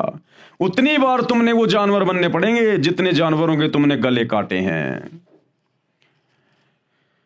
वह चाहे किसी भी जाति व धर्म का हो, जो मांस आहार तथा सुरापान त्याग कर यानी नशा करना छोड़कर प्रभु भक्ति नहीं करता, वह तो ढेढ़ यानी नीच व्यक्ति है। मांस खाए ते ढेढ़ सब और मद पीवे सो नीच। चाहे किसी जातीय धर्म का हो, भावार्थ है कि उच्च कर्म करने वाला उच्च है तथा नीच कर्म करने वाला नीच है। जातीय धर्म विशेष में जन्म मात्र से ऊंच नीच नहीं होता। अगर कोई ब्राह्मण ये कहता कि मैं तो ऊंची जाति का हूं, और अगर वो मांस खाता है, शराब पीता है, जुआ खेलता है, चोरी करता है, झूठ बोलता है, तो वो सबसे बड़ा नीच है, सबसे बड़ा नीच है। और जिसको लोग नीच समझते हैं, छोटी जाति वाले, वो अगर ये जीव हत्या करना छोड़कर मांस वगैरह नहीं खाता, शराब नहीं पीता, चोरी जारी नहीं करता और भगवान की भक्ति करता है, तो उस ब्राह्मण से लाख गुना ऊंच है वो, लाख गुना ऊंच। यानी जाति से कोई ऊंचा नीचा नहीं होता, कर्मों से लोग ऊंचे नीचे होते हैं। जाति या धर्म विशेष में जन्म मात्र से ऊंच नीच नहीं होता। जिन भक्तों ने उपदेश ले रखा है, अब देखो भाई और बहनों ध्यान से सुनना, आप और हम जितने भी सतगुरु रामपाल जी परमेश्वर जी के इस अल्लाह कबीर के फॉलोवर हैं, भगत हैं, हमारे लिए परमात्मा कितनी अच्छी शिक्षा दे रहे हैं। क्या कह रहे हैं गुरुदेव? ये जितने भी प्रकार के लोग जो इस प्रकार के कुकर्म कर रहे हैं ना, ये कोई मांस खा रहा है, कोई शराब पी रहा है, कोई बीड़ी पी रहा है, कोई हुक्का पी रहा है, कोई तमाकू पी रहा है, कोई राजनीति कर रहा है, हमें गुरुदेव भगवान ने, अल्लाह कबीर ने ऐसे लोगों के पास में बैठने से भी मना किया है। क्या कह रहे हैं? जिन साधकों ने यानी भक्तों ने उपदेश ले रखा है, उन्हें उपरोक्त प्रकार के बुराई करने वालों के पास नहीं बैठना चाहिए, जिससे आपकी भक्ति में बाधा पड़ेगी। अब बताओ भाई, सतलोक आश्रमों से जुड़े हुए भाई बंधु, गुरुदेव का परिवार, उनके बेटा बेटी, भाई बंधु, रिश्तेदार, अब बताओ इन लोगों ने आनंदपाल जैसे गुंडों की सीबीआई जांच करवाई, उनके साथ में बैठे, उनके धरनों पर, उनकी रैलियों में। हरियाणा के जाट आरक्षण में लाखों भक्तों को जाटों के धरने पे बैठाया, करोड़ों रुपया भक्तों का चंदे के रूप में दिया। अब बताओ भाई और बहनों, गुरुदेव के दोनों लड़के जाट महासभा में जाके जाटों की धर्मशाला का उद्घाटन कर रहे हैं, नेताओं के साथ बैठ के खा रहे हैं, पी रहे हैं। अरे वो तो जगत के लोग हैं भैया, वो तो मांस भी खाते हैं, शराब भी पीते हैं। उक्का तो हरियाणा के जाटों का कभी बंदी नहीं होता। और गुरुदेव मना कर रहे हैं कि भक्तों ने ऐसे लोगों के पास में बैठना ही नहीं चाहिए जो मांस खाते हैं, शराब पीते हैं, तम्बाकू पीते हैं, नहीं तो तुम्हारी भक्ति बिगड़ेगी। ये आदेश हो गया भगवान का। तो सोचिए आप और हम सत्सेवक भाई बहन जिनको गुरुदेव ने साथ संगति से जोड़ दिया, हम तो ऐसे लोगों की शक्ल देखना भी पसंद नहीं करते। और गुरुदेव का परिवार और ये लाखों की संगत जो आश्रमों से जुड़ी है, ये नादानी में ऐसे जगत वाले लोगों की गोद में जाके बैठ रही है। तो सोचिए कितने बड़े पापी हैं ये लोग। अपने गुरु की अवहेलना कर रहे हैं, उनके वचन की अवहेलना कर रहे हैं, कादिर कबीर परमेश्वर के वचन की अवहेलना कर रहे हैं। क्या बीतेगी इनके साथ में। जिन भक्तों ने उपदेश ले रखा है उन्हें उपरोक्त प्रकार के बुराई करने वालों के पास नहीं बैठना चाहिए, जिससे आपकी भक्ति में बाधा पड़ेगी। जो व्यक्ति मांस भक्षण करते हैं, शराब पीते हैं, जो स्त्री वैश्यावर्ती करती है तथा जो व्यक्ति उससे व्यवसाय करवाकर वैश्या से धन प्राप्त करते हैं और जुआ खेलते हैं तथा चोरी करते हैं, समझाने से भी नहीं मानते, वह तो महापाप के भागी हैं तथा घोर नरक में गिरेंगे। मांस चाहे गाय, हिरण तथा मुर्गी आदि आदि किसी भी प्राणी का है, जो व्यक्ति मांस खाते हैं वे नरक के भागी हैं। जो व्यक्ति अनजाने में मांस खाते हैं, जैसे आप किसी रिश्तेदारी में गए, आपको पता ही नहीं लगा कि सब्जी है या मांस, आपने खा लिया, तो आपको दोष नहीं है, परंतु आगे से अति सावधान रहना है। अगर धोखे से अगर किसी भगत को या किसी व्यक्ति को अगर कोई मांस खिला दे सब्जी के बहाने, या किसी कोल्ड ड्रिंक में शराब डाल के पिला दे, बियर डाल के पिला दे धोखे से, और यदि आपने मांस खा लिया, वो शराब पी ली, यदि आपने धोखे से, भले आपने सतगुरु रामपाल जी से उपदेश ले रखा है, और यदि आपके साथ में किसी ने धोखा कर दिया इस प्रकार से, तो आपकी मर्यादा खंडित नहीं है, आपका नाम खंडित नहीं है। लेकिन आगे से उन लोगों की, उन दुष्टों की शक्ल भी नहीं देखनी हमने। आगे से हमने अति सावधान रहना है, अति सावधान। तो परमात्मा हमें भी कुछ सावधानियां बता रहे हैं। तो आपको दोष नहीं है, परंतु आगे से अति सावधान रहना है। जो व्यक्ति आंखों देखकर भी खा जाते हैं वे दोषी हैं। और जिनको पता है कि सामने तेरे मांस परोसा जा रहा है, तेरे सामने ये बियर की बोतल ला के रख दी और उनके साथ बैठ के खा रहा पी रहा है, वो परमात्मा के दोषी हैं। जो व्यक्ति आंखों देखकर भी खा जाते हैं वे दोषी हैं। ये मांस तो कुत्ते का आहार है, ये तो कुत्ते का भोजन है, मनुष्य शरीरधारी के लिए वर्जित है, यानी मना है। जो गुरुजन मांस भक्षण करते हैं तथा शराब पीते हैं, उनसे नाम दीक्षा प्राप्त करने वालों की मुक्ति नहीं होती, अपितु महान नरक के भागी होंगे। जो व्यक्ति जीव हिंसा करते हैं, चाहे गाय, सुअर, बकरी, मुर्गी, मनुष्य आदि किसी भी प्राणी को स्वार्थवश मारते हैं, वे महापापी हैं। भले ही जिन्होंने पूर्ण संत से पूर्ण परमात्मा का उपदेश भी प्राप्त है, वे कभी मुक्ति प्राप्त नहीं कर सकते। जरा सा यानी तिल के समान भी मांस खाकर भक्ति करता है, चाहे करोड़ गाय दान भी करता है, उस भगत की साधना भी व्यर्थ है। मांस आहारी व्यक्ति चाहे काशी में करोध से गर्दन छेदन भी करवा ले, वह भी नरक में जाएगा। नोट, अब ये काशी में एक करोध का सिस्टम क्या था, गुरुदेव बता रहे हैं। काशी बनारस के हिंदुओं के स्वार्थी गुरुओं ने भगत समाज में भ्रम फैला रखा था कि जो काशी में मरता है वह स्वर्ग जाता है। अधिक भीड़ होने लगी, तब एक और घातक योजना बनाई। उसके तहत कहा कि जो जल्दी स्वर्ग जाना चाहता है उसके लिए गंगा पर एक करोत भगवान का भेजा हुआ आता है, उससे गर्दन कटवाने वालों के लिए स्वर्ग के दरवाजे खुले रहते हैं। उन स्वार्थी गुरुजनों ने मनुष्य हत्या के लिए एक हत्था खोल दिया। श्रद्धालु भक्तों ने आत्म कल्याण के लिए वहां गर्दन कटवाना भी स्वीकार कर लिया, परंतु ज्ञानहीन गुरुओं के द्वारा बताई साधना से भी कोई लाभ नहीं होता। इसलिए कहा है कि मांस खाने वाला चाहे कितनी भी भक्ति तथा पुण्य व दान तथा बलिदान करे, उसका कोई लाभ नहीं। बकरी पाती खात है, वाकी काडी खाल, और जो बकरी को खात है उसका कौन हवाल। बकरी जो आपने मार डाली वह तो घास फूस पत्ते आदि खाकर पेट भर रही थी। इस काल लोक में ऐसे शाकाहारी शरीफ पशु की भी हत्या हो गई तो जो बकरी का मांस खाते हैं उनका तो अधिक बुरा हाल होगा। पशु आदि जो हलाल बिस्मिल आदि करके मांस खाने व प्रसाद रूप में वितरित करने का आदेश दयालु यानी करीम प्रभु का कब प्राप्त हुआ कि हे मुल्ला, तुझे ये मांस काट कर प्रसाद बनाकर खाने का और बांटने का उस करीम अल्लाह परवरदिगार सुप्रीम गॉड कबीर से कब तुझे आदेश प्राप्त हुआ? क्योंकि पवित्र बाइबल उत्पत्ति ग्रंथ में पूर्ण परमात्मा ने 6 दिन में सृष्टि रची, 7वें दिन ऊपर तख्त पर जा बैठा तथा सब मनुष्यों के आहार के लिए आदेश किया था कि मैंने तुम्हारे खाने के लिए फलदार वृक्ष तथा बीजदार पौधे दिए। उस करीम यानी दयालु पूर्ण परमात्मा की ओर से आपको फिर से कब आदेश हुआ? वह कौन सी कुरान में लिखा है? पूर्ण परमात्मा सब मनुष्यों आदि की सृष्टि रचकर ब्रह्म जिसे अव्यक्त कहते हैं, शैतान जो कभी सामने प्रकट नहीं होता, गुप्त कार्य करता तथा करवाता रहता है, उसको दे दिया। यानी 6 दिन में यहाँ की सृष्टि रच के यहाँ का सारा ये कार्यभार उस सुप्रीम गॉड ने इस डुप्लीकेट अल्लाह इस शैतान को दे दिया कि ले भैया ये मेरे आदेश हैं, ये मेरा फरमान है। अगर इस प्रकार से लोग मेरे वचन में रह के अपना भक्ति करेंगे, अपना काम धंधा करेंगे तो ठीक है, यदि मेरे वचन की उल्लंघना की तो फिर घोर दंड के भागी बनेंगे। बाद में पवित्र बाइबल तथा पवित्र कुरान शरीफ या कुरान मजीद आदि ग्रंथों में जो विवरण है वह ब्रह्म यानी काल ज्योति निरंजन का तथा उसके फरिश्तों का है।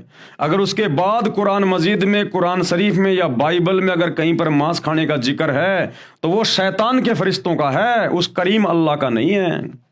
या फिर भूत प्रेतों का है। करीम अर्थात दयालु पूर्ण ब्रह्म अल्लाह कबीर का नहीं है।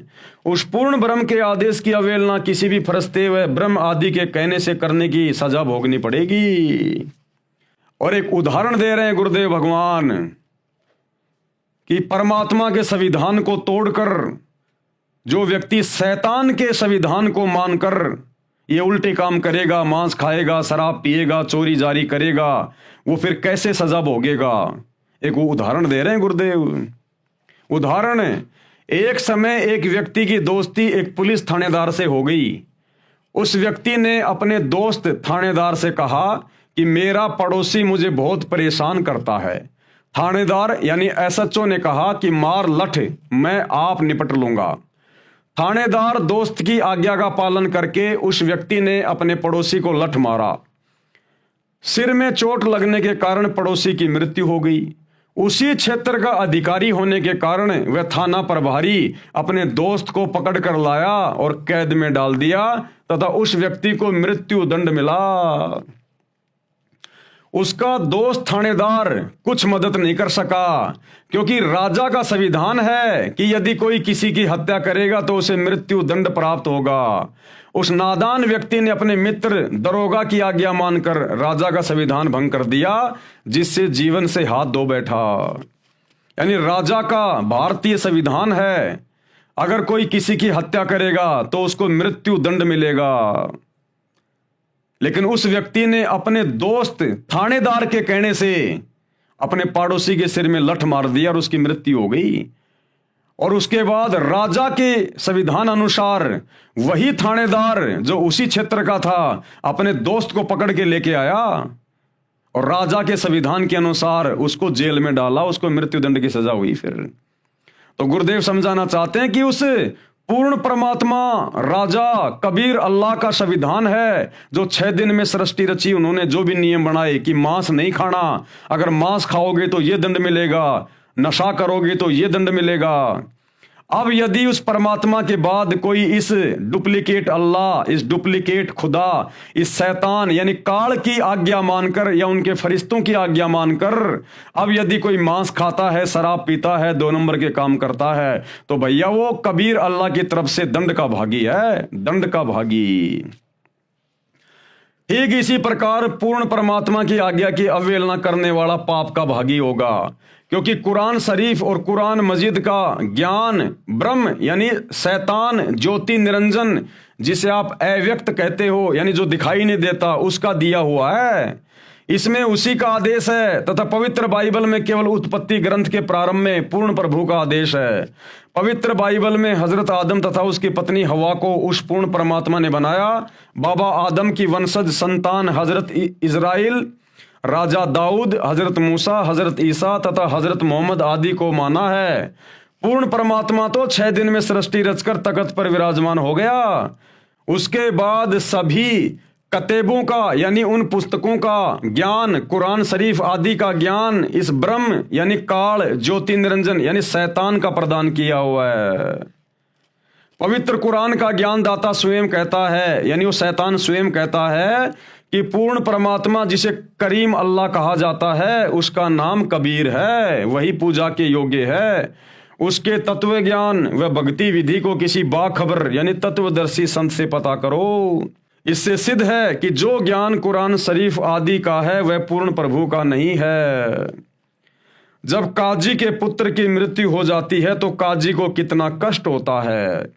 पूर्ण ब्रह्म अल्लाह कबीर सबका पिता है, उसके प्राणियों को मारने वाले से अल्लाह खुश नहीं होता। दर्द सबको एक जैसा ही होता है। यदि बकरे आदि का गला काटकर हलाल किया कहते हो तो काजी तथा मुल्ला अपना गला छेदन करके हलाल किया क्यों नहीं कहते?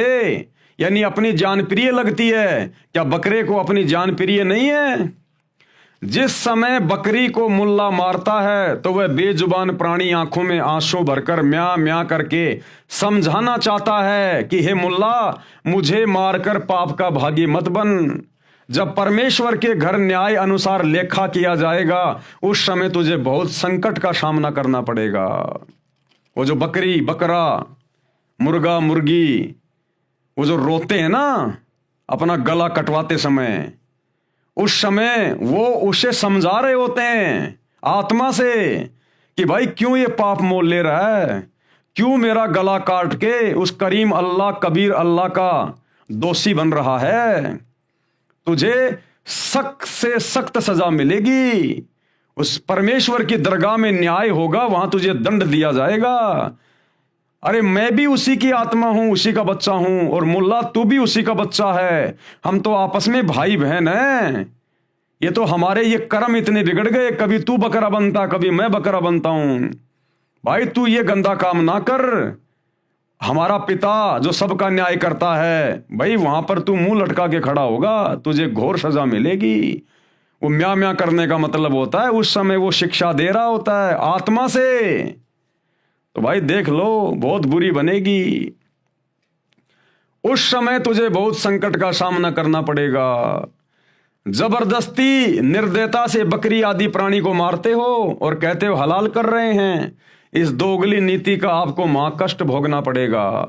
काजी तथा मुल्ला व कोई भी जीव हत्या करने वाला व्यक्ति पूर्ण प्रभु के कानून का उल्लंघन कर रहा है, वह वहां धर्मराज के दरबार में खड़ा खड़ा पीटेगा।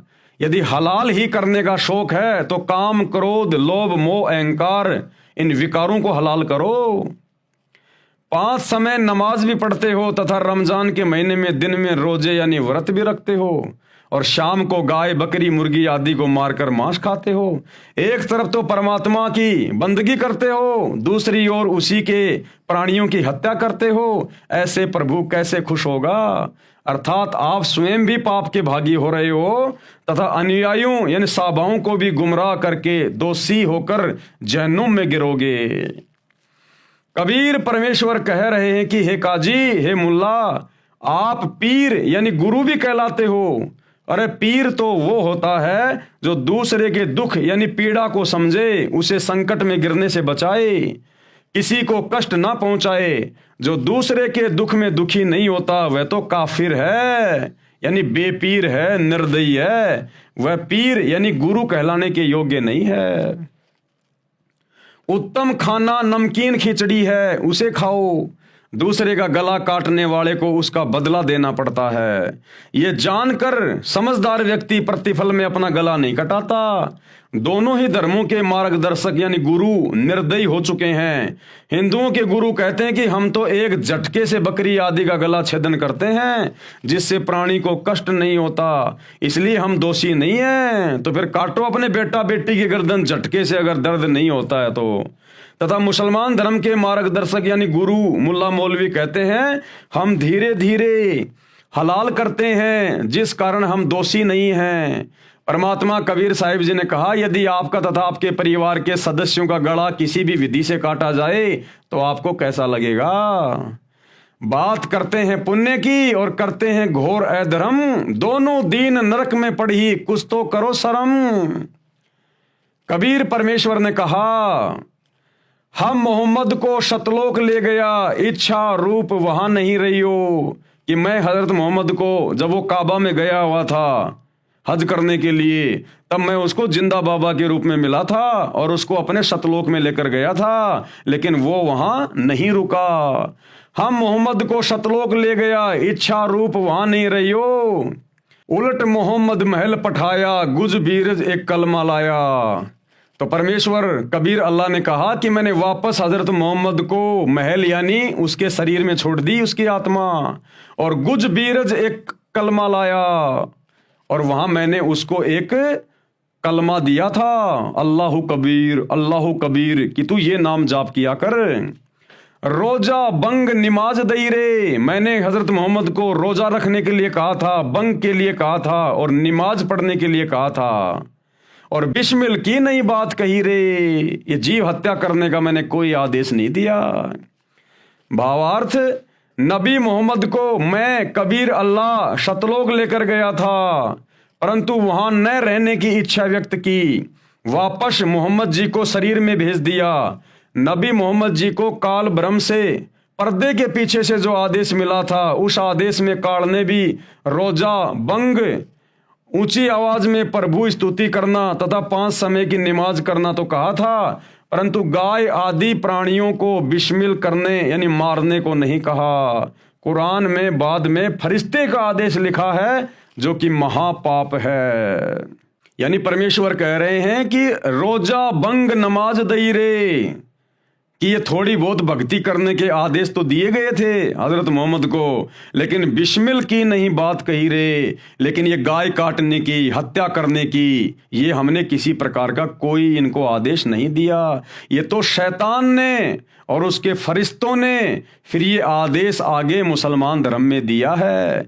तो भाई जो लोग मांस खाते हैं ये उल्टे कर्म कर रहे हैं, जीव हत्या कर रहे हैं, और सच्चे खुदा की सच्ची इबादत ना करके इस डुप्लीकेट अल्लाह को, शैतान को ही अपना खुदा मान के जो मुसलमान भाई अपनी इबादत कर रहे हैं, भाई परमात्मा के दोषी बन रहे हो। परमात्मा के ये उस मालिक का संविधान धीरे धीरे आप लोगों की आंखों के सामने आ रहा है। ये मेरे वीडियो केवल आप लोगों तक जानकारी पहुंचाने के लिए हैं, बाकी आपको विशेष जानकारी आपको सतगुरु रामपाल जी के सत्संगों से प्राप्त होगी। आपकी आत्मा पे विशेष चोट लगेगी, प्रभाव पड़ेगा, आपका हृदय परिवर्तित होगा जब आप सतगुरु रामपाल जी के मुख कमल से उनके सत्संग सुनना शुरू करोगे। ये हमारे द्वारा वीडियो बनाना तो केवल एक नॉलेज मात्र है, एक संदेशा है आप लोगों तक पहुंचा रहे हैं कि आप लोग सतगुरु रामपाल जी के सत्संग सुनना शुरू करें। आगे भाई और बहनों, कल हम देखेंगे पवित्र ग्रंथ कुरान में प्रवेश से पहले ये जो 6 वीडियो बने हैं, ये 6 वीडियो तो एकमात्र भूमिका बनी है, भूमिका मुसलमान भाइयों को समझाने के लिए कि तुम्हारी कुरान शरीफ क्या कहती है, बाइबल क्या कहती है, कुरान मजीद क्या कहती है, अल्लाह कौन है, शैतान कौन है, मांस खाने का आदेश अल्लाह का है या शैतान का है, सच्ची भक्ति क्या है, सच्ची इबादत क्या है। ये केवल एक भूमिका बनी है अभी तक जो 6 वीडियो बने हैं। कल जो 7वां वीडियो आप देखेंगे रात्रि 8 बजे, तो परमेश्वर कह रहे हैं पवित्र ग्रंथ कुरान में प्रवेश करने से पहले ये आगे का जो ज्ञान है मुसलमान धर्म की पुस्तकों का, ये कल से शुरू होगा, कल से। तो सभी भाई बहन कल रात्रि 8 बजे दास के Facebook page Pawan Das is live के ऊपर लाइव जुड़ें। तब तक गुरुदेव भगवान हम सबको आज्ञा दें, इजाजत दें, सद्बुद्धि दें, आशीर्वाद दें। बंदी छोड़ अल्लाह कबीर, सतगुरु रामपाल जी परमेश्वर की जय हो।